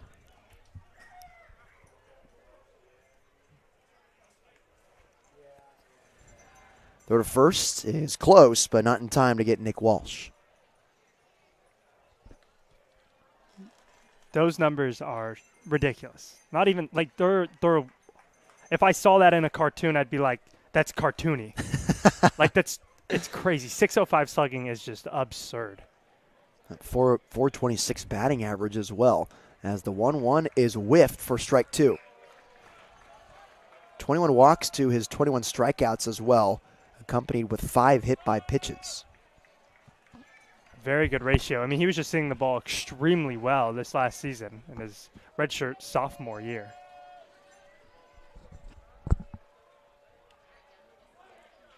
1-2 from Damazio is chopped in front of home plate. He fields it cleanly, throws it over to first in time, and the side is retired. A big smile from Damazio as that one almost was trouble. They strand a runner on off no hits, no errors, and no runs for the Legends. Scoreless still heading into the bottom half of the 5th. For Ryan Giacomini, I'm Nate Mills on the Slow Blue Streaming Network.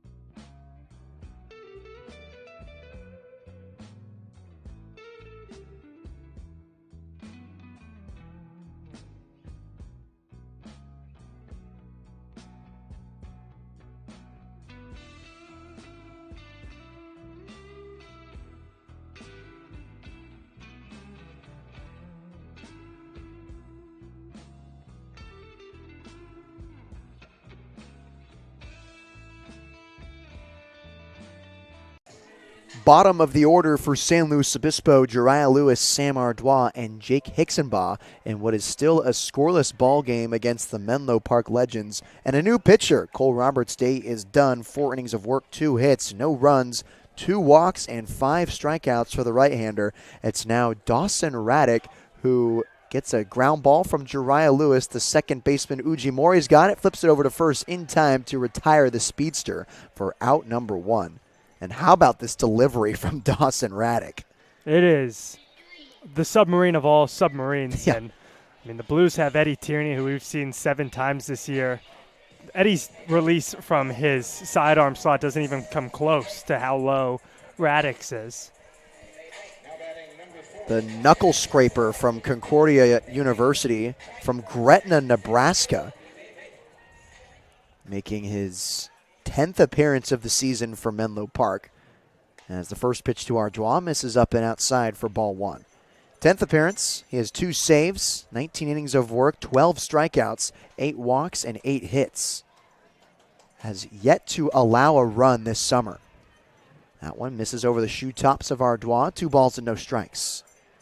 Last appearance he made, it was in the Legends' July 10th loss against the Sonoma Stompers.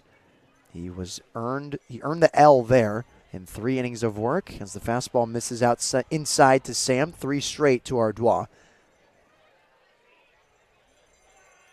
2 runs, neither of them were earned. 1 walk, 1 strikeout in 15 batters faced. So a guy who pitches to contact as that one wrinkles into the zone for strike 1. 15 batters faced is something you don't see a lot from somebody who throws from the ground like Radek does. Usually you see him go 1, maybe 2 innings. Ardois chops this one foul, 3 balls and 2 strikes. And that's not even the longest inning of work appearance that we've seen from Radek this season. You'll go back to July 2nd against the Seagulls for that one, where he went 4 innings there in their 5-4 loss against San Francisco. He faced 14, 3 strikeouts, 1 walk, no earned runs, as a weak grounder down the third baseline is foul from Sam. And have you faced somebody who throws submarine? Oh, yeah. It's impossible. It's impossible. How different is it from somebody who throws, a normal over-the-top arm slot? Night and day. I'd rather face someone throwing 97 over the top. This one's weakly popped out in foul ground on the right side. On the grass is the first baseman, Finney, and he makes the grab up against the fence for the second out of the inning. In our fall season at Towson, we had a soft-tossing submarine guy, and I had so much confidence going up there because I'm just thinking, this thing is just going to float into the zone, and it missed my barrel every single time. It was some of the most frustrating at-bats I've ever taken. It's just so different because the pitch goes up. Yeah. Hickson-Baugh spoils this one down the left field line and foul. I mean, you see people in wiffle ball leagues who have the riser. I mean, this is a real baseball. The pitch goes up. Even their off-speed pitches, the changeup, the slider is pretty typical what you see from a submariner. It's going to go up and then break. For a changeup, it's pretty much just a big roller coaster of emotion and movement. Well, you're watching you're trained throughout your whole life to look at the over the top release, and then you have this thrown at you, and it's almost like a completely different game. It's almost like you're playing softball. 1-1 now to Jake Hickson-Baugh as that one missed below the zone.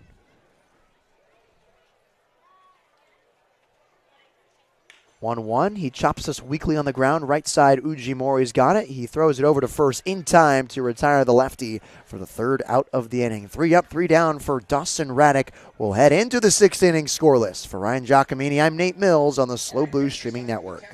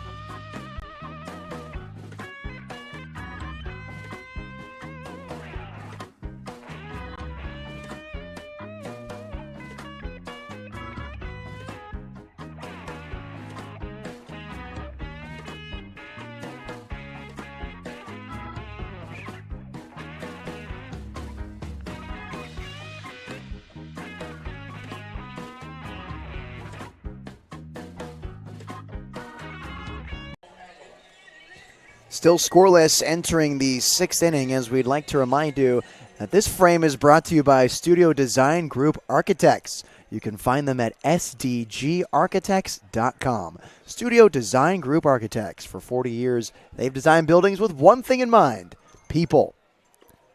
Check swing on the first pitch slider from John Damazio is in there for strike one against J.P. Avila, 0 for 2 with 2 strikeouts today. One of the 3 batters in tonight's lineup for Menlo Park to be 0 for 2 with 2 Ks. Hits this hard out to left field. Going back is Jariah Lewis, and that one is gone. A rocket for J.P. Avila as he rounds the bases, and the Menlo Park Legends strike first. It was a rocket, like you mentioned, just on a line out of the ballpark. 100 miles an hour off the bat of J.P. Avila, 364 feet as he parks this one right next to the yellow school buses in left field. And in my opinion, what really is the first legitimate hit of the day for this Menlo Park team is a home run. The hit he gave up to lead off the game was kind of a soft blooper that ate up Jeffries. That one was not softly hit. All of a sudden, Menlo Park with the bang off the barrel from Avila, they have the lead as Dylan Joyce takes a look at strike one. That's Avila's 4th home run of the season. 0-1 is swung on and chopped behind the catcher Parker Goff for strike 2. Dylan Joyce, who's 0 for 2 today, a grounder to Borba at third and a error at first base, or an error on the shortstop Ardois. He reached safely there.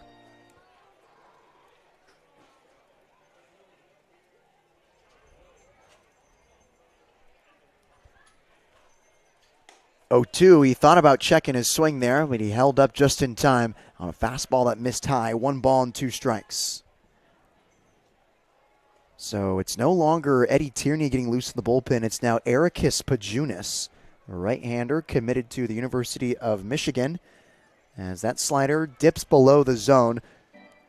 Got the trigger on the swing there. Might even have a case for appealing to first. They don't. So it's a count now even at 2 balls and 2 strikes to Dylan Joyce.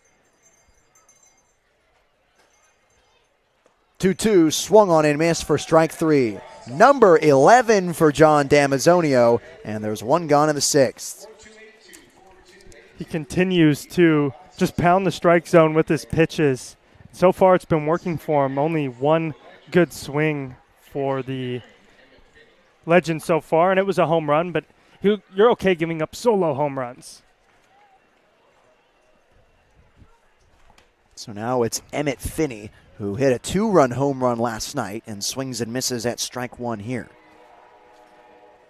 Finney, after the pinch hit bomb to tie the game, is 0 for 2 this afternoon. A strikeout swinging and a fly ball to left field to Jariah Lewis. 0-1 and a 3-part swing over that curveball for strike 2. The future Spartan of San Jose State.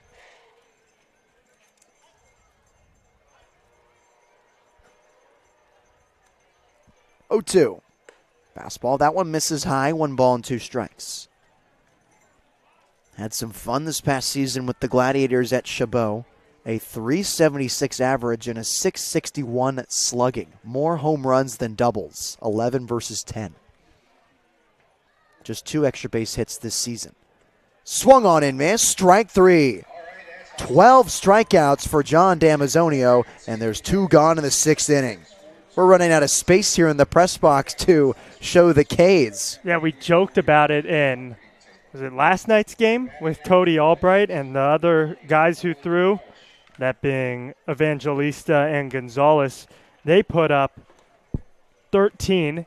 There's only room for 17 here in the press box. There's a fastball, strike 2, Rowan Felch, who struck out looking today and popped out to left.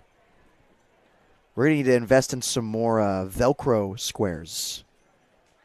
We'll get an intern to go to Office Depot in a minute or so. As Felch swings over the changeup for strike 2.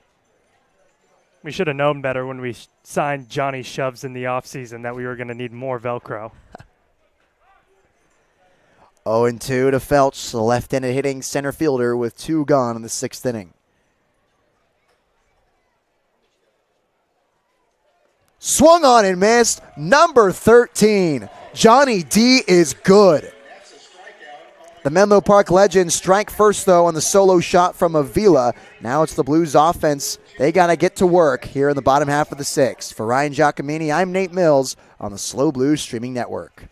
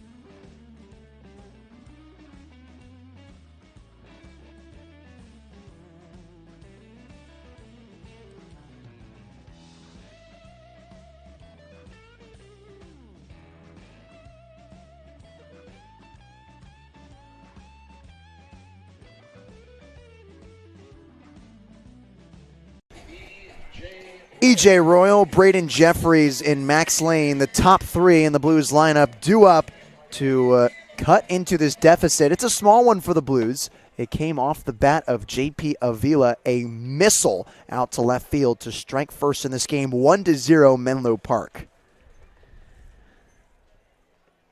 Jeffries, who waits on deck, has a home run of his own this season. So does E.J. Royal. Got his at Walnut Creek. As the submarine arm and Dawson Riddick stays in there for his 2nd inning. And E.J. Royal's up in the count, 2 balls and no strikes. This is where the Blues would love to do some damage. Top guys in the order, facing a sidewinder with not a lot of velo. Here's a strike to E.J. Royal. 2 balls and 1 strike to the Utah Tech Trailblazer. E.J. is 1 for 2 on the day, a single in the first. He was stranded at third and a strikeout looking.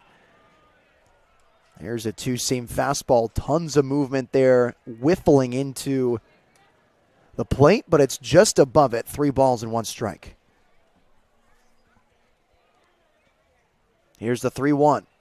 Royal checks his swing and somehow got a piece of that one, fouling it just to the right at home plate. 3 balls and 2 strikes.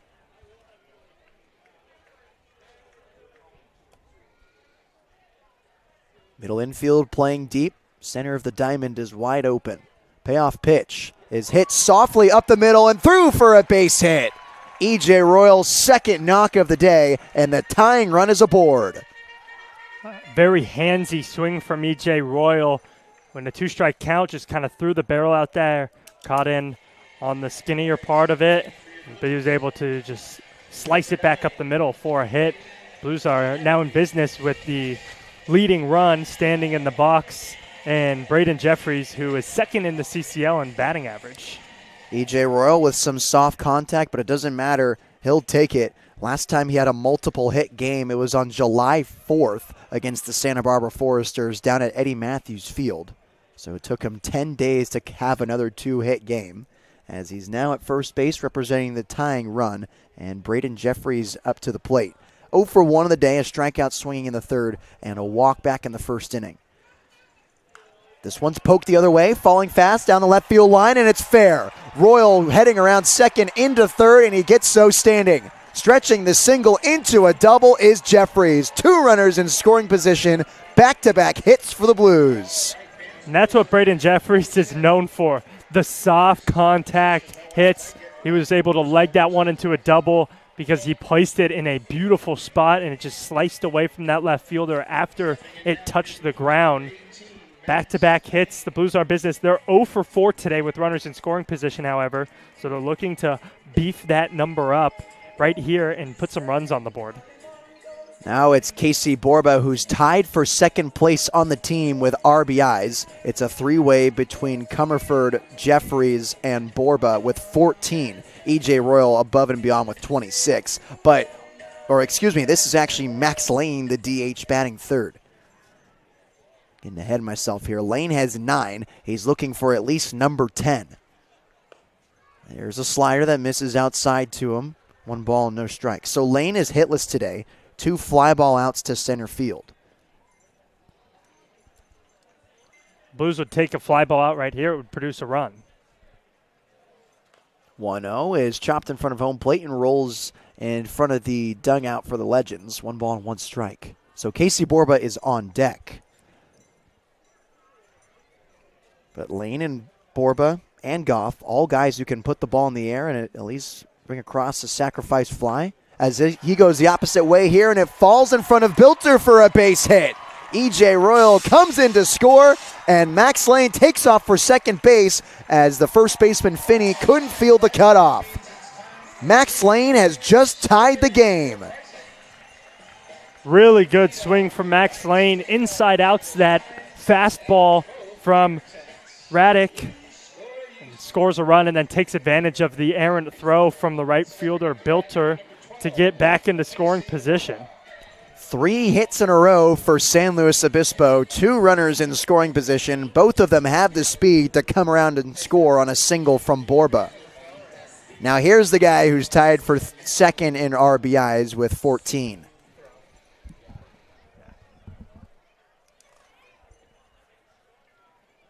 Outfield pinching at the gaps. As the slider is in there for strike 1 to Casey. He doesn't agree with that one. No balls and 1 strike to the third baseman batting cleanup. Casey today is hitless. A pop out to the first baseman in Finney and a walk back in the fourth. And he hits this one up the middle. Bounces off the mound. Here's the throw across the body from the second baseman, Uji Mori. But the Blues take the lead on the RBI ground out from Casey Borba. Very productive out. He got the job done, hit that in a tough spot for Uji Mori to do anything other than just go to first with it, and it produces an RBI for the Blues. A 2-1 lead for San Luis Obispo as Max Lane advanced to second base on the ground ball, and now it's Parker Goff who struck out looking today and flew out to right field. Goff with just 3 RBIs on the season. And what is now a 2-1 game in favor of the Blues. Here's a rising slider hitting the outer half for strike 1. The Blues aren't done yet. Max Lane with tons of speed at second base. The 5-hitter and Parker Goff up. Goff not known for driving in runs. He only has 3 this season. Looking to get number 4 right here.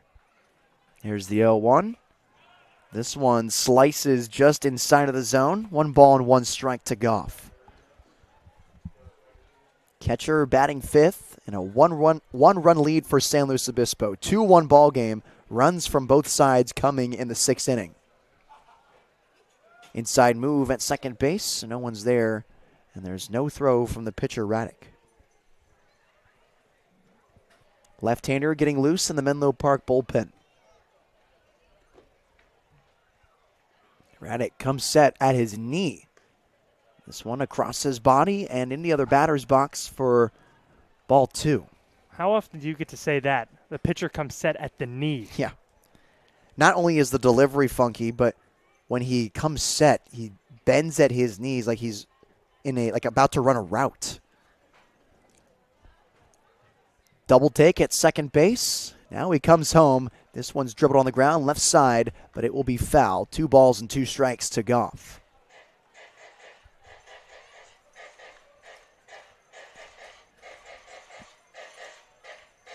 Ericus Pajunas still in the Blues bullpen, not throwing any pitches. He knows a lot about running routes, huh? He sure does, Ericus Pajunas. 2-2. Goff tags this one down the left field line, and it falls for a base hit. Getting the windmill is Max Lane as he can trot into home safely. An RBI double for Parker Goff with 2 outs. 3-1 lead for San Luis Obispo as Goff tattooed that one into the left field corner. Tattooed indeed. A very good piece of hitting from Goff. I mentioned he's not known for driving in runs. That's just his 4th RBI of the season, but it couldn't come in a bigger time to give the Blues an insurance run in a game that means a ton in the CCL standings. Not known for the timely hitting, but known for his doubles as he's 3rd on the team with 5.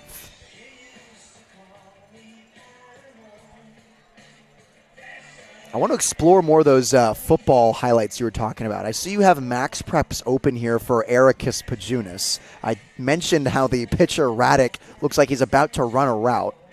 I mean, get a load of this. In his varsity career at Notre Dame High School, he had 86 receptions for almost 1,300 yards and 19 touchdowns. Come on now.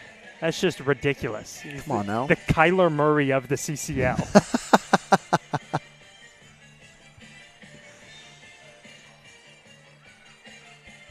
So now it's Zach Tollerman with a runner on second base. Parker Goff with an RBI double to make it a 3-1 ball game.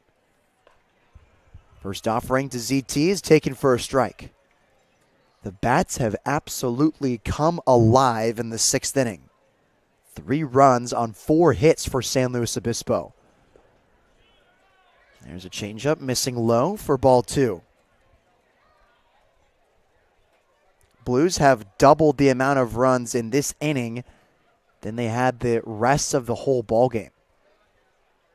Shuffling at second is Goff. Radek comes home, and Tallman hits us on the ground hard on the right side. The second baseman, Uji Mori, shuffles, makes the throw over to first in time, but Goff advances to third on what is now 2 outs here in the 6th. A productive out makes the job easier for Jariah Lewis and Parker Goff. And Jariah has had a red-hot bat up there. He hasn't had a hit today, but that fly ball in the first inning had everybody in the ballpark on their feet. They thought he got another one. Just inches away. I mean, the right fielder Bilter had his heels on the fence. Deep gaps here at Sinsheimer Stadium. As another run just 90 feet away. Goff with some crazy legs over at third base. Looked like the Tasmanian devil taking off towards home, but he retreated back towards the bag. He saw the dirt ball read. 1 ball, no strikes to Lewis. Who's, like you said, hitless today. Hits this on the ground right side. A big bouncer over the glove of Finney. It gets into the outfield. Goff comes around to score. Lewis heads into second base. Feet first slide in time. Lewis gets there safely on the ball that chopped over the glove of Finney. It squeaked into the outfield, and the rally continues for San Luis Obispo. Coming up now for you, Blues number 4, Sam Ledlow.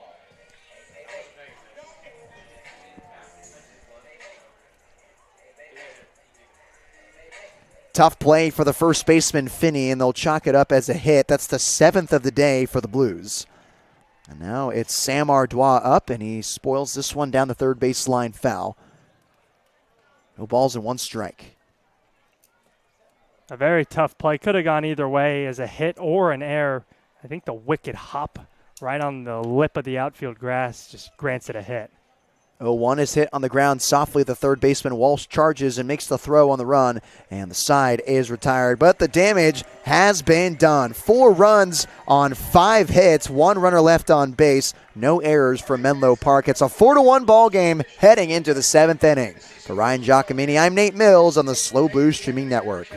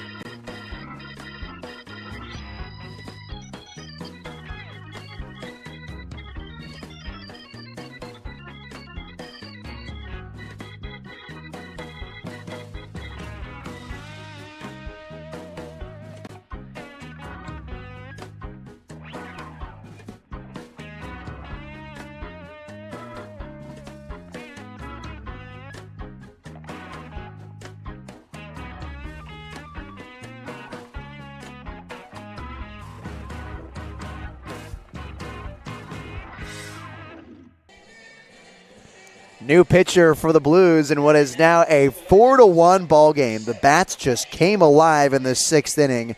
4 runs on 5 hits and 1 runner left on base. 3 extra base hits from Jariah Lewis, Parker Goff, and Braden Jeffries gave the Blues the lead after the Menlo Park Legends took the lead and struck first in the 6th off the J.P. Avila home run. Showing bunt here is the leadoff man Quinn, who's hustling down the line, but the throw is in time, and that's the first out of the inning. So a new pitcher and 1 gone here in the 7th. Johnny Shove's day is over. 6 innings pitched, just 2 hits, 1 run it was earned, 2 walks, and, 13 strikeouts. Is that good, Ryan? I mean, it's all right, I guess. 13, whatever. No, that's incredible. 13 is just unbelievable. A great day for him as Ericus Pajunas comes in to replace Damazio, and he works with a 3-run lead in the top half of the 7th inning. As now Uji Mori stands in there, batting 7th, hitting left-handed against the right-hander Pajunas, and he takes a look at strike 1 to the Michigan commit.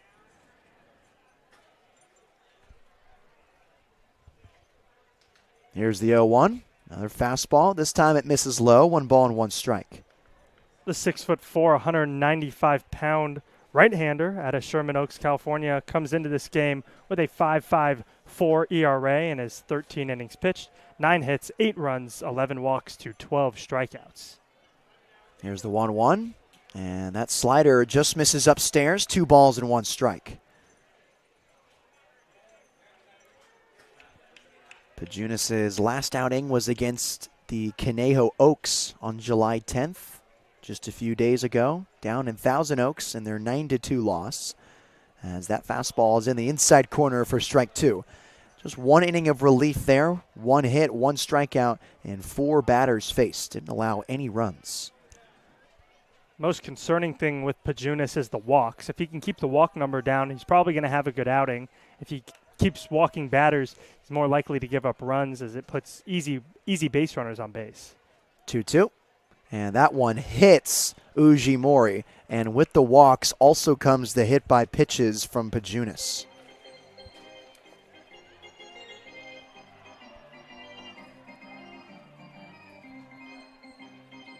Had 2 hit by pitches against the Conejo Oaks last time he was out there. And he records another one here with 1 gone on Ryson Ujimori. So now a runner on first base for the Legends. So now it's Maxwell Shore, 0 for 1 on the day. A fly out to left field and a walk back in the 2nd inning. He was stranded on base there. Average lead for Ujimori at first as Pajunas slide steps from the stretch. And it's a fastball missing inside to Shore. 1 ball, no strikes.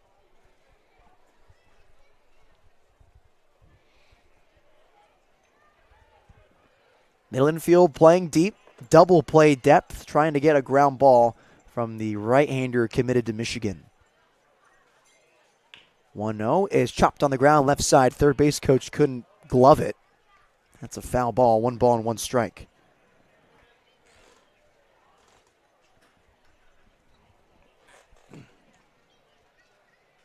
Outfield at regular depth, wind blowing straight out from the right foul pole to the left. Clear skies in San Luis Obispo. It's literally a perfect day. 1-1. That one almost hits Shore. He has to duck underneath that slider. 2 balls and 1 strike. If you would ask the guys in the lineup for the Blues, I'm sure they would say it would be an absolutely perfect day if that wind was blowing straight out. Yeah. Jariah Lewis certainly could have had that help. Yeah. Max Lane as well. Here's the 2-1. There's a fastball and it misses high. Hitters count to Maxwell Shore. 3 balls and 1 strike. 2-seam action from Ericus Pajunas. Doesn't throw the 4-seam all that often. All of his fastballs have life to it. And he wants to pound one in the zone here.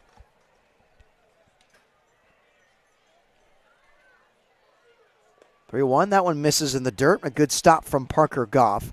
And there's a walk issued to Max Shore. Back-to-back free base runners from Pajunas. And Dean Traynor heads out to talk to his right-hander right away. This is where Pajunas can get himself in a lot of trouble. Walking batters, hitting batters, giving up those free 90s that in a game like this is crucial. You're only up 3 runs. By hitting a batter and walking a batter, you bring the tying run to the plate. And the Blues don't have that many bullpen arms at their disposal. They have Eddie Tierney, they have Jack Sand, but outside of that, that's about it. Tierney's starting to toss the ball around, and Jack Sand's playing hacky sack. Very different, but both ways I guess they could be getting warm. Yeah. They also have Sean Cannon, who's a new guy, hasn't thrown yet for the Blues, but he's going to be going into his freshman year at St. Mary's University. We've seen him here the past couple of weekends, and today I thought I saw him in a uniform, so it's possible they have him at their disposal as well. And the Blues are willing to throw anyone out there that they might need going into the break. No games until Thursday. Everyone gets a couple of days off in this coming week. So now it's Nick Walsh. He walked himself back in the 5th inning. He's 0 for 1 of the day. One of the 13 strikeout victims from Damazio, 0 for 1. First pitch to him is hit hard and in the air to right field, but hitting a wall on the jet stream. Hicksonbaugh's got it. He gloves it and launches a throw into the cutoff man Ardoin at short. There's the second out of the inning. And a successful mound visit from Dean Traynor. Go out there, talk to your guy, get him to calm down. And first pitch gets a soft fly ball. Hicksonbaugh show off the cannon there a little bit in right field. So it looks like it's a pinch hitter for Evan Bilter, the leadoff man. Coming into this game, it's Hayden Young-Goldberg, who started yesterday for the Legends. So he replaces the right fielder, Bilter. His day is now done. He went 1 for 3, a single, a strikeout swinging, and a ground ball back to the pitcher. As first pitch swinging is Young-Goldberg. He tags this one to center. Royal just has to take a few steps to his left and grab it for the 3rd out of the inning. Pajunas gets out of the jam. It's still 4-1 Blues, heading to the home half of the 7th. Oh, it's time to stretch. For Ryan Giacomini, I'm Nate Mills on the Slow Blues Streaming Network.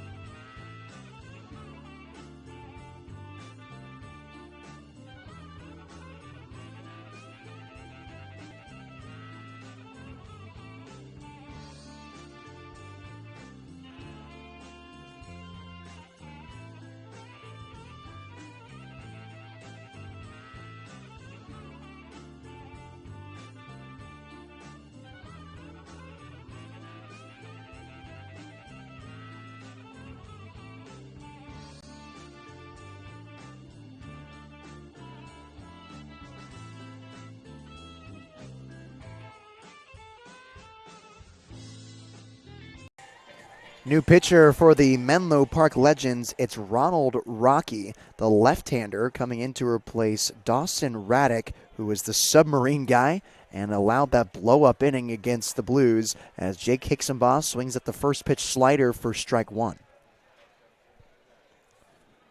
Rocky is a southpaw from Santa Clara University, entering his senior season with the Broncos. And Hicksonbaugh is 0 for 2 on the day, as another slider to him misses outside of the zone. No balls and 2 strikes. Hixenbaugh 0 for 2 with the strikeout swinging and a ground ball to shortstop to end the 5th. 4-1 lead for San Luis Obispo, home half of the 7th. Here's the 1-2. Nice placement on that fastball, but it just misses outside. 2 balls and 2 strikes. Ronald Rocky, 6'3", 205-pounder. This is his 3rd appearance, and his previous 2, just 2 innings, 3 walks, no hits, no earned runs. This one's hit in the air on the left side, and Avila takes a few steps back and makes the grab for the first out of the inning. Now, we've been talking about football today. 6'3", 205. I don't want to meet him in the A gap. I don't either. I wouldn't want to meet him in any gap for that matter. Yeah. A, B, C, D, any gap. Ronald Rocky, I'll just away. But then you're blowing your coverage there. You can't just olay him. Then it's a house call. Yeah, that's why I was a corner. My job was push him back inside. Your job was to come to the pile at the last second and like put 2 hands on it. Exactly. Just kind of shove it. Exactly. There's a first pitch to E.J. Royal that misses outside. 1 ball, no strikes. I remember when I was playing. I played 1 year of high school football my sophomore year, and our head coach pretty much told our corners, because none of us were great at tackling, he's like, force him inside. EJ loops this one to right field. Going back is Bilter. He makes the grab flat-footed for the 2nd out of the inning. Pretty much straight up told us, you guys aren't that good at tackling. Our linebackers are way better than you guys are. So how about we just force them inside back to where the linebackers are? And I was like, all right, that's fair enough. Were you a 2-way guy? Did you do offense as well? I was. You could consider me a 3-way guy because I was also our kick returner. No way. Yeah. So you return kickoffs. Yes, I did punts for about half the year too. I return kickoffs as well. As Braden Jeffries takes a look at ball 1. That is the craziest feeling ever. Do you go completely deaf when the ball is in the air? Oh, during yeah. the kicks? You don't hear anything. No. So much fun. 1-0. That one misses outside. 2 straight balls to Braden Jeffries, who doubled back in the 6th. Well, it's so like counter opposite because kickoffs are super fun, like the most fun thing you can do in football. And then punt returns are like the scariest thing in the world. Oh, my God. 2-0. Hit hard up the middle. The second baseman on the backhand throw across the body. What a play to retire Jeffries. Uji Mori with the backhanded stop and the sling throw on the run to retire his second baseman counterpart for the Blues for the 3rd out of the inning. We'll head into the 8th. Blues lead by 3 over the Menlo Park Legends. For Ryan Giacomini, I'm Nate Mills on the Slow Blues Streaming Network.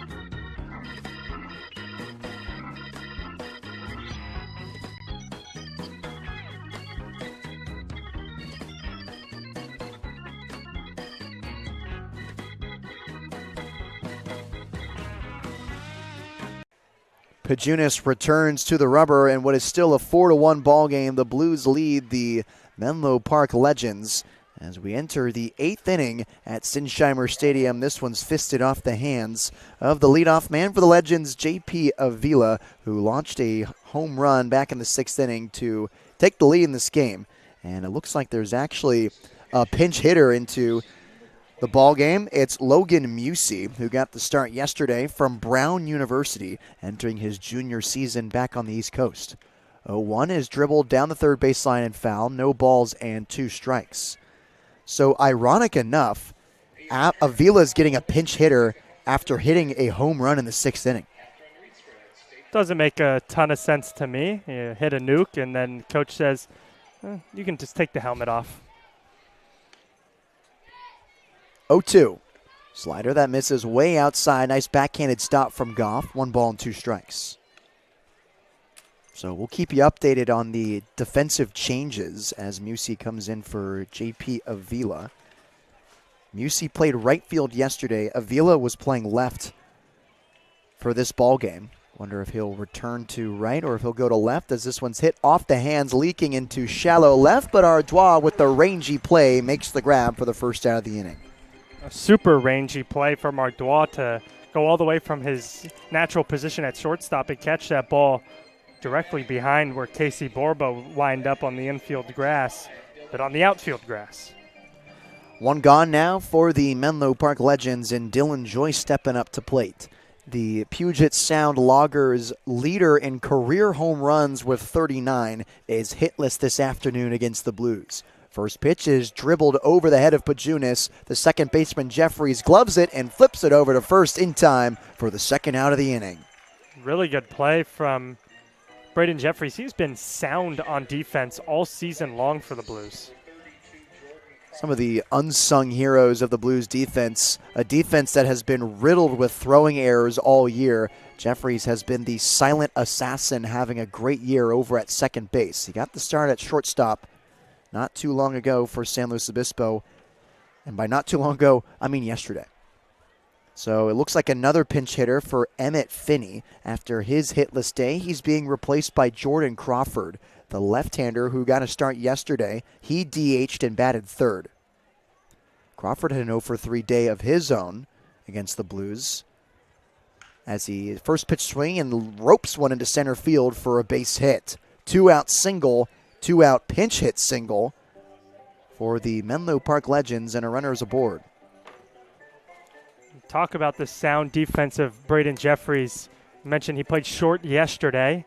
He only had 1 assist and 1 attempt over there, and it was a completed attempt. But at second base, he has 46 assists, 18 putouts in 17 games, 1 error. That'll play. Menlo Park emptying the bench as Vaskin Smith comes in to replace Rowan Felch. Felch had an 0-for-3 day. And Smith, who was replaced in the game yesterday by Evan Bilter, comes in the 8th inning as he waves at that fastball in the outside corner for strike 1.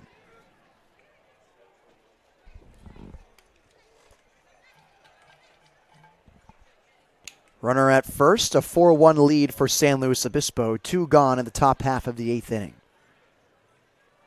Here's the 1-1 from Pajunas. It's a fastball skipping in the dirt. Smothering it is Parker Goff. He wants a new baseball, and he wants a meeting with his right-hander on the mound, and a 2-1 count. I hung out in the dugout just for a few minutes before the game today, and once Parker Goff saw his name on that starting lineup, he went over into the bullpen, and he was working on his sliding block drills, sliding to his left, sliding to his right, making sure that he really got around, came over the top of the ball, and we see it come to fruition so far in today's game, but honestly, every single game. His work showing in this game, and it's been doing that all season, as swinging and missing at that fastball below the zone is Vaskin Smith for strike 2.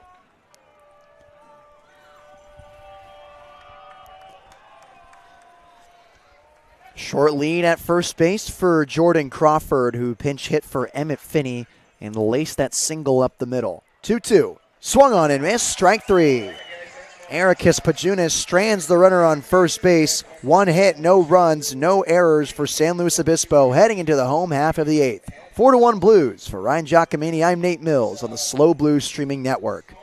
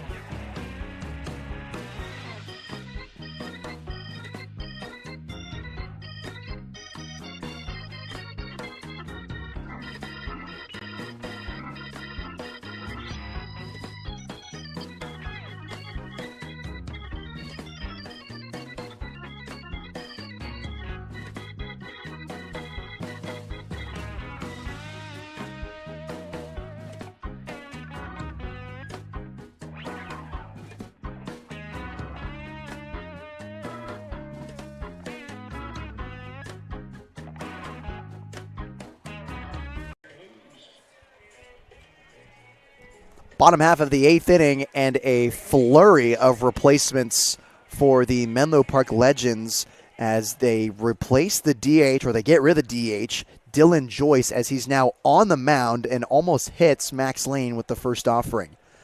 Not surprising seeing Dylan Joyce out there, as he was a two-way player in his career with the Loggers at Puget Sound. He didn't pitch for Santa Clara this past season, but he's on the rubber right now in relief for the Legends, trailing by 3 against San Luis Obispo. So Max Lane today, 1 for 3 with an RBI single. As that one gets away from Joyce, he pounds his glove in frustration. 2 balls and 1 strike.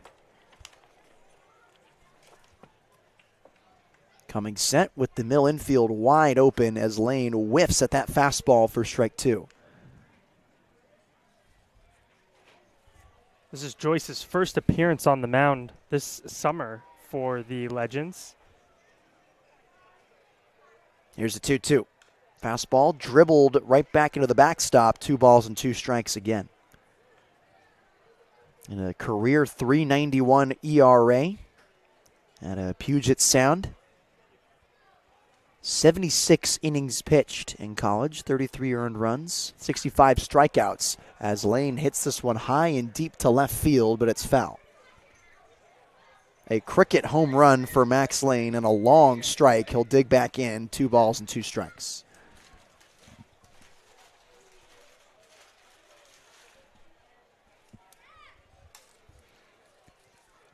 Left side of the infield, shading towards the third base line as the off speed is hit off the hands. Almost takes the helmet off Rene Regalado at third base. We'll do it again at 2 balls and 2 strikes.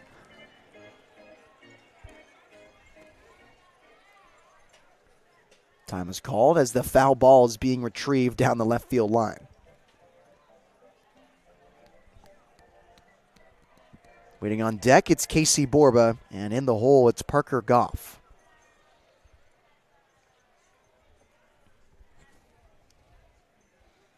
2-2 to Max Lane. Fastball hit off the end of the bat to the shortstop Quinn. He gobbles it up, throws it over to first in time for the first out of the inning.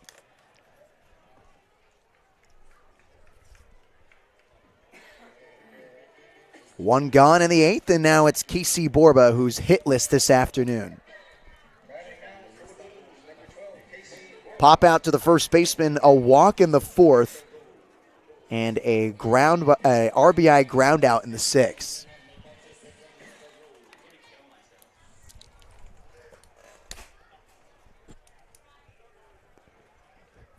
One gone for Borba, bases empty as the fastball gets out of the way from Joyce and rolls to the backstop. 1 ball, no strikes.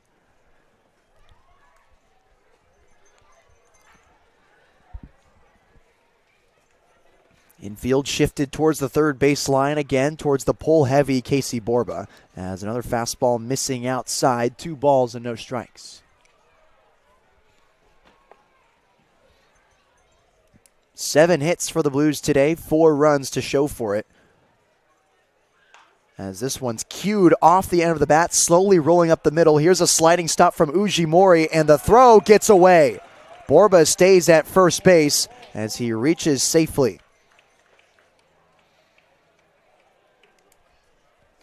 Legging out that infield hit as Casey Borba just squibbed that one off the end of the bat, took a wicked hop past the pitcher, and then another one right in front of the second baseman, Ujimori. That's the first hit of the day for Casey Borba as he is at first base.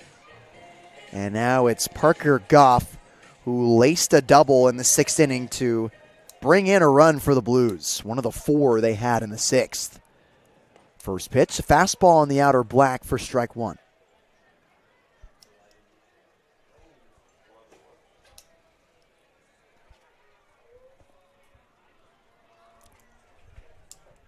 Shortly at first base for Casey Borba, as that slider on the other half is chased on by Parker Goff, and he fouls it straight back.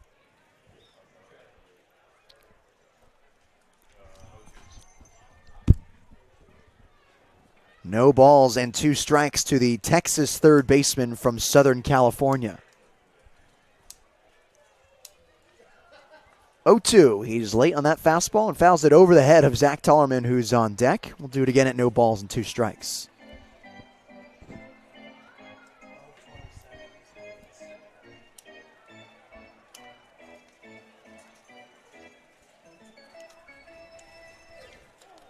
Oh, and 2 to Parker Goff.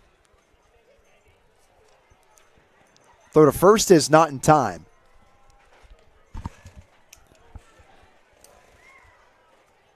Doing again at no balls and 2 strikes is Parker Goff, choking up on his black bomb bat. Trying to be tough with 2 with 1 gone and a runner at first. Blues lead by 3. Slider missing outside. Good take from the backstop for the Blues for ball 2. And a good block from the backstop for the legend Shore. Really threw his hips out to the right to make sure he swiveled around and blocked that ball right over home plate. Keep Casey Borba at first base. 1-2 now to Goff. Second baseman Ujimori pinching towards the bag. Into left field, and it's there for a base hit. Second hit of the day for Parker Goff, as heading into second base with his second extra base hit is the BYU Cougar.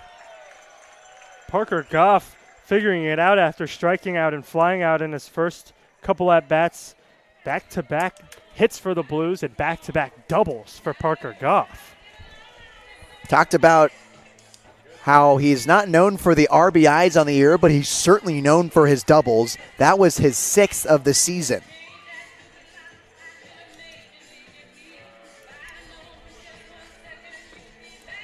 So now it's Zach Tollerman with 2 runners in scoring position, 1 out for the Menlo Park Legends. Double play eliminated as the catcher Shore heads out to talk to his right-hander. That brings Parker Goff slugging up to a 451 clip. All those doubles paying off for him in the slugging category. So it's Zach Tellerman, who's 1 for 3 on the day, 2 ground outs to second base, and a single back in the second inning. He was caught stealing there. Infield in with 1 out and 2 runners in scoring position. Tollerman leaves that one outside for ball one.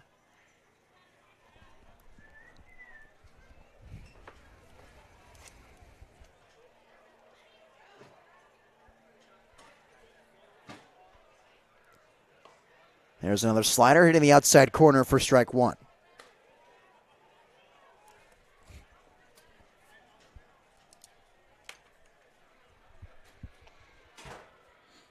Outfield playing deep against ZT. A 1-1 count, 3-run lead for the Blues as that changeup is in there for a strike. Very delayed call from the home plate umpire. I'm not sure what happened there. Zach and the umpire just kind of looked at each other for a sec, and then he showed up the strike two signal. Yeah, I'm confused too. He stepped back like he was going to call strike, then didn't, then did. 1-2, poke the other way, through a base hit. Tollerman with an RBI single might be good enough for two as the throw is offline. ZT takes off towards second base on the throw, 6-1 Blues. Zach Tollerman picking up his second hit of the day and adding on some more insurance run for the San Luis Obispo Blues in this crucial game. Third hit in a row for San Luis Obispo, and the sixth run of the game coming off the bat of Zach Tollerman. I've talked about it in nearly every game he's played, but his development and hitting the ball the opposite way has just been staggering to watch. It's been night and day compared to last season. I talked about it ad nauseum, how he just continued to pound the ball into the infield grass in the summer of 23, and it was an easy put out for the third baseman and the shortstop. But now he's finding that four-hole between the first and second baseman, just beating it to death this season. And he does it again here in the eighth that brings across 2 runs.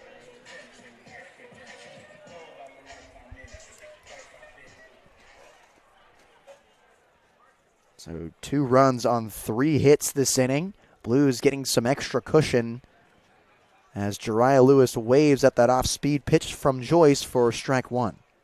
And this is somebody in the box who could give them even more cushion. We've seen the pop off of his bat with the double he hit in the sixth and then his home run and his double yesterday. Peak at second base, and now the 0-1, and there's a changeup that misses low and outside. 1 ball and 1 strike.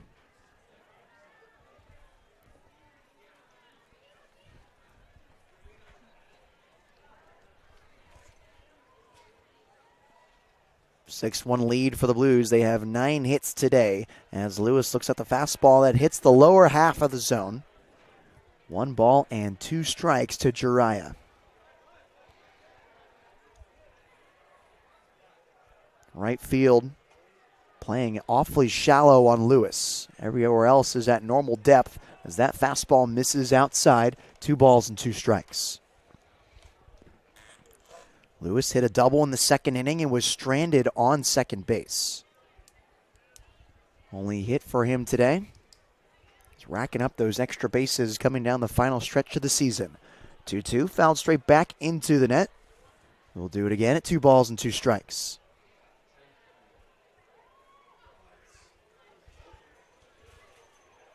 Wind picking up, blowing it towards the left field foul pole. Not a good sight for left-handed hitters, especially Jariah Lewis. 2-2.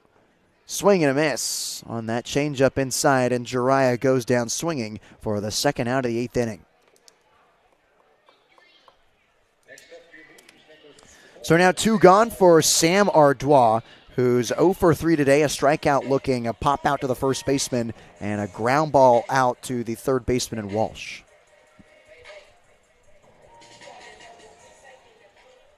Right-handed shortstop batting 8th today with 2 gone and a 5-run lead. First pitch changeup is taken in there for a strike. Blues now out of slam range off the bat of Zach Tollerman. 5-run lead for San Luis Obispo. Right side of the infield wide open as Uji Mori pinches towards second base. There's another fastball in there for a strike. 0-2 to Ardois with Jake Hicksenbaugh on deck.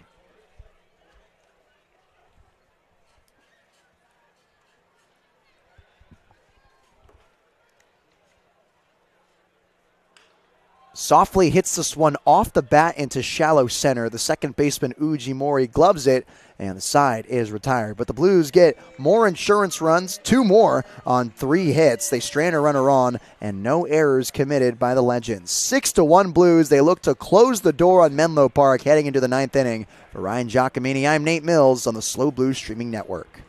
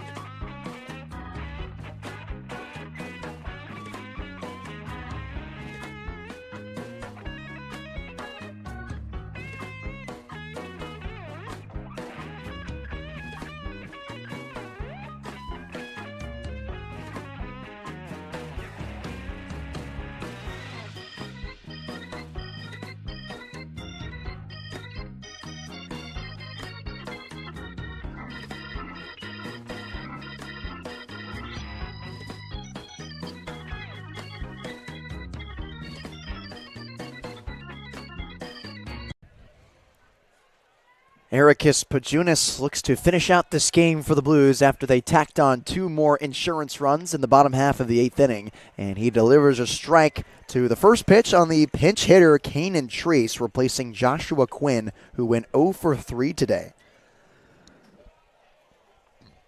Quinn squats in the right-handed batter's box, as that one misses downstairs. Backhanded stop in the dirt from Parker Goff. 1 ball and 1 strike.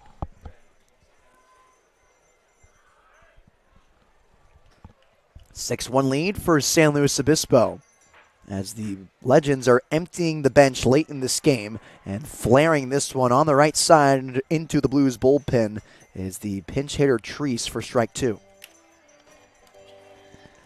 That's a strategy I thought we were going to see more with Dean Traynor, especially after it worked against the Santa Barbara Foresters on July 3rd. The assistant coach, Rene Regalado, seemed to like it a lot. We talked about it with him in batting practice as that one misses outside.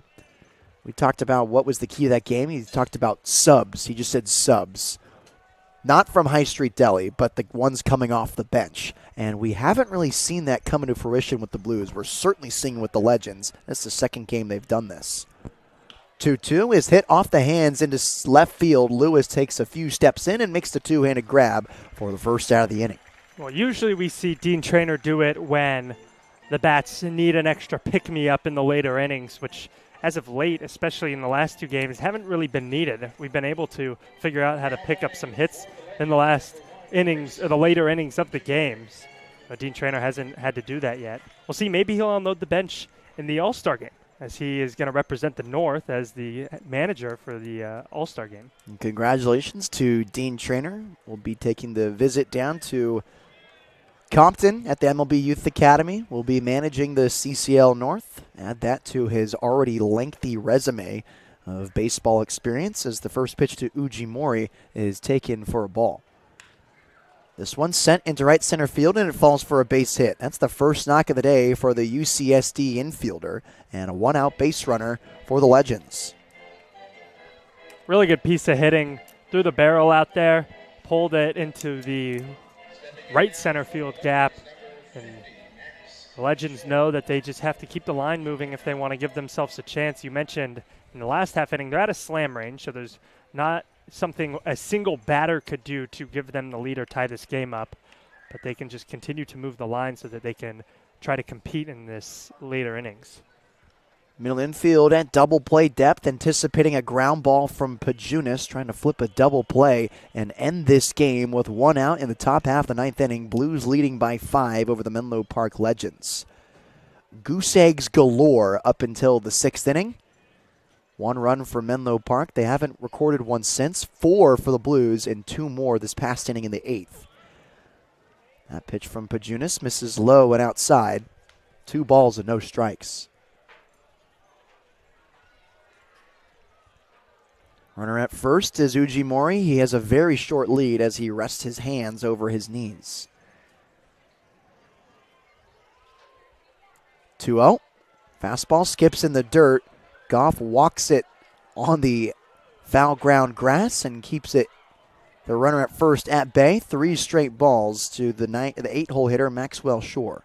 To talk a little more about the All-Star game, the CCL Showcase, North vs. South, taking place on Wednesday with first pitch at 7 o'clock. It's down in Compton at the MLB Youth Academy, but if you can't make it, you can watch it on Bally Sports, where Chris Sylvester and Keith Ramsey will have all the play-by-play and color analysis for that game. 3-0s in their first strike.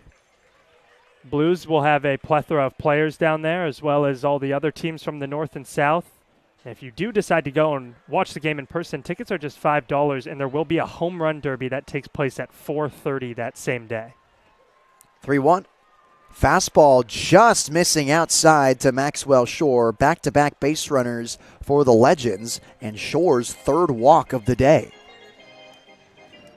That home run derby is always fun. I remember last year we saw many home runs. I believe Brendan Durfee won it, the former Conejo Oak, who entered the transfer portal after that summer.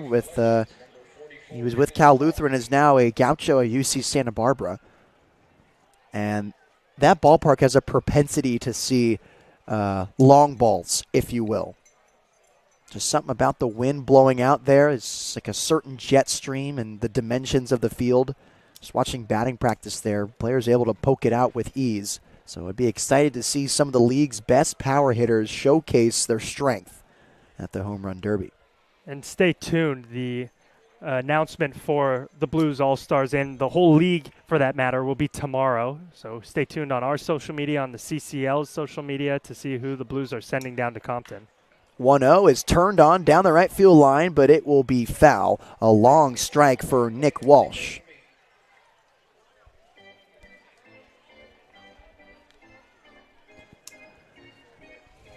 One and one count to the switch hitting third baseman, batting left-handed against the right-handed Pajunas.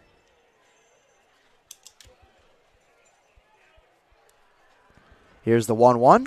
Fastball hit hard right at Jeffries over the leaping grab, and that's a base hit. 2 hits in this inning. Now the bases are loaded for the Menlo Park Legends. Not for a second that Jeffries had that one timed up, just couldn't get up high off the ground enough to snag that one out of the air. Now Eddie Tierney, the sidewinder, will get back throwing. He hasn't been throwing for the last couple of half innings, but he is back up, and just in case it's needed, as the bases are loaded with just 1 out, for the top of this order, and Hayden June Goldberg. June Goldberg came in to pinch hit for Evan Bilter,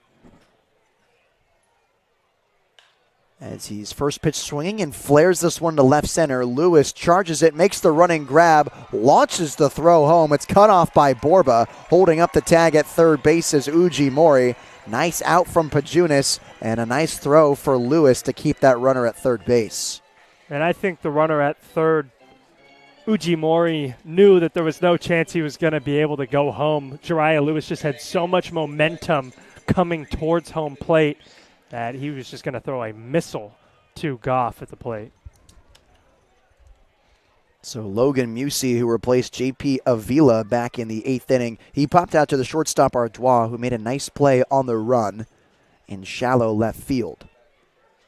First pitch is off the hands, another flare to Ardois, and that's the ball game.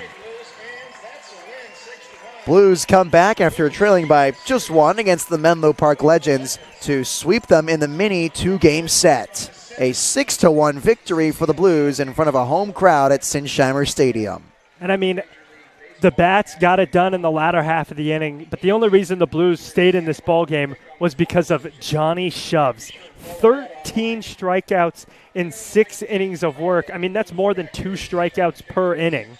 Just great work from him, and then Pajunas came in, didn't have his best outing, but was able to keep the Legends off the board, and overall, really good job from the staff, especially Damazio. Some more irony for you that the Blues put up all of their runs after Damazio exited the game. You would think by his performance that they would be motivated to put up the runs earlier on, but it just took a while for the Bats to wake up in this ballgame, and they certainly came through with a blow-up inning in the 6th, 4 runs there, and then nice job getting 2 more in the 8th. Parker Goff had a real nice day offensively, 2 for 4 with 2 doubles, came around to score twice, one of them good for an RBI double.